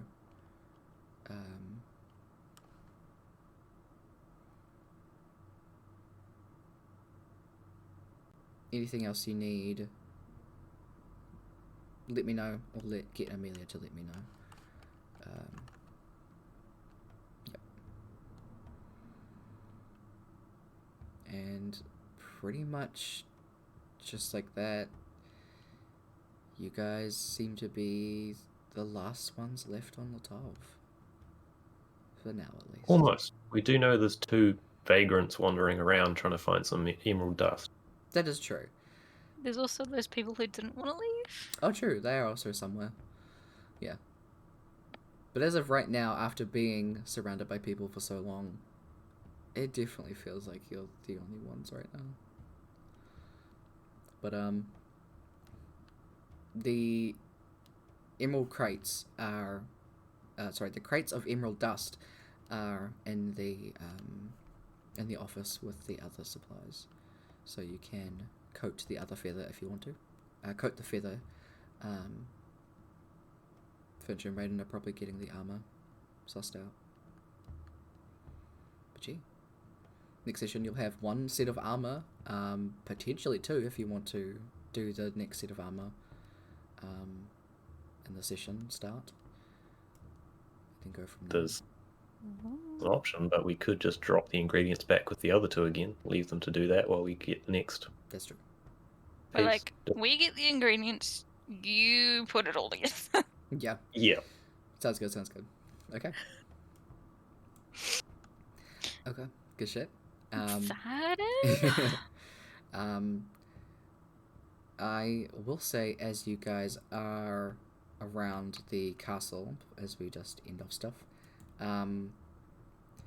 Emelia, you go for a wander and go to the part of the castle where it goes down into the water.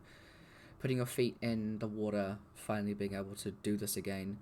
As soon as your feet hit the water, you hear the pulsing. And it just thrums in your head heavily.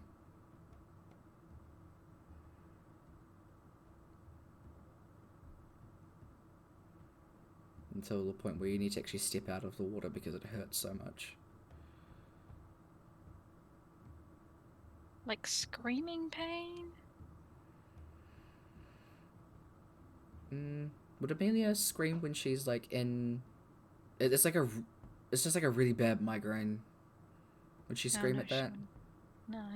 She'd probably just be like, She died a bunch of times. She just died. Yeah. She's died a bunch of times, like, bad migraine. She's like, yeah. Yeah. Yeah.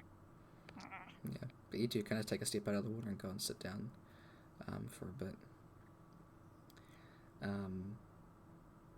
When each of you go and do your long rests, Neural, you find yourself in a familiar place that you saw very briefly when it seemed you were collecting Yellow's memories, dreams, or whatever it was. Oh, bollocks, not this fella again. All of the temples that you had seen, the one that is still barred tightly in chains with blue tendrils, loudly begins to pulse and crack. And with each pulse, the chains start to snap, each link coming undone and then hitting the ground, the sound of it hitting the water, and then whatever ground this is below it, pinging out and echoing in this void.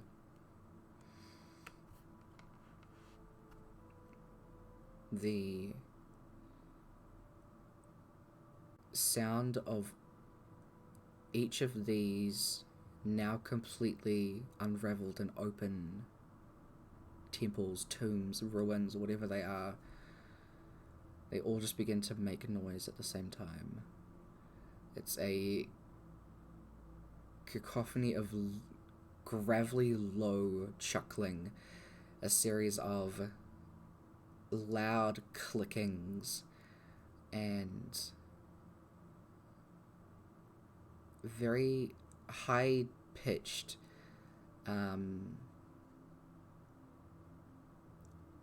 like notes of singing, and then just the pulsing, and all of that happening on all four sides of you, just getting closer and closer and closer until you are hit from all sides as you sit up, you bolt up,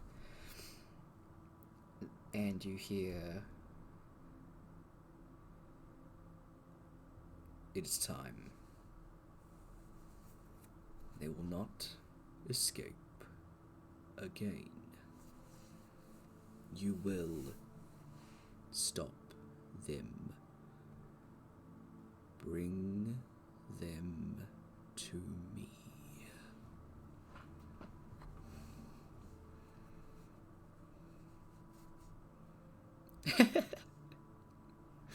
No, thank you. Yeah.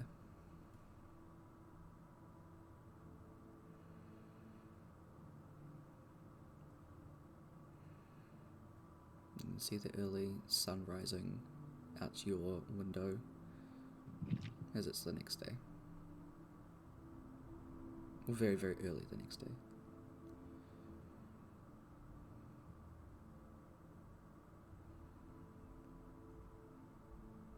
I'll put the window and watch the sunrise. Pretend that dream didn't spook me. You find that you can go out and sit, either sit on the balcony, or there is actually a very quick way out onto the very, very top of the roof. So you can very easily jump up to there if you want to, and then just sit on the roof where Kian and Gallo had set up there to like drink. Very, very high up you can see out to the very, very large, almost endless looking ocean as the really, really beautiful colours of the sunrise light up the sky.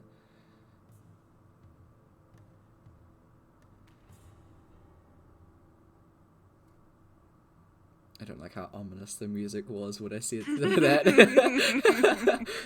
It's meant to be a good thing. Come on, music. Cooperate with me. But yeah, there's nothing else that you guys want to do. That's all. We'll finish out the session. Very much. Hell yeah. Alright, so we won't be doing next week, but we'll do the week after. So, unless anything comes up, just let me know. We can suss it out. But gee, thanks for hanging out. Hope you enjoyed the session. It was exactly the same length, even though I was like, hey, it'll be a shorter session. It happens, though. I'm a liar. I'm a tired liar. But yeah, I need to make dinner now. But gee, Oh yeah, we didn't even stop for a break this time. yeah, we didn't because I thought it was going to be a short session. But I would now. God, it's like me saying, yeah, one shots only take one time. They never do. My one shots never fucking do. It's just me. I plan too much because I want more to happen. But anyway, I'll let you guys go. Have a great rest of your weekend, and I'll catch you guys later. Yeah. Same. Bye-bye. See ya. Whoa. Well, thank you. Thanks for hanging out, guys. I hope you enjoyed the session. So, trying to tie up some last stuff. The end of the campaign is probably coming up pretty soon. The final kind of stuff is starting to be put out. So yeah, it's gonna be interesting. We've finally got something from like ages and ages ago happen. They finally got a full moon. But yeah, thank y'all for hanging out. I will get the numbers for these guys to level up to level 16. And yeah, see y'all not next week, but the week after. I will see y'all on Tuesday for some gaming. And also, make sure to check Discord and Twitter for the haps on the Pride event. If you want to do any art or anything creative to put forward for the event, you have until 12 p.m. on the 30th of June. That is New Zealand time, so just make sure that if you're from somewhere else, just double check some stuff. You are more than welcome to use old art that you have. If you want to do any gaming or anything like that, please do let me know, because it'll be awesome.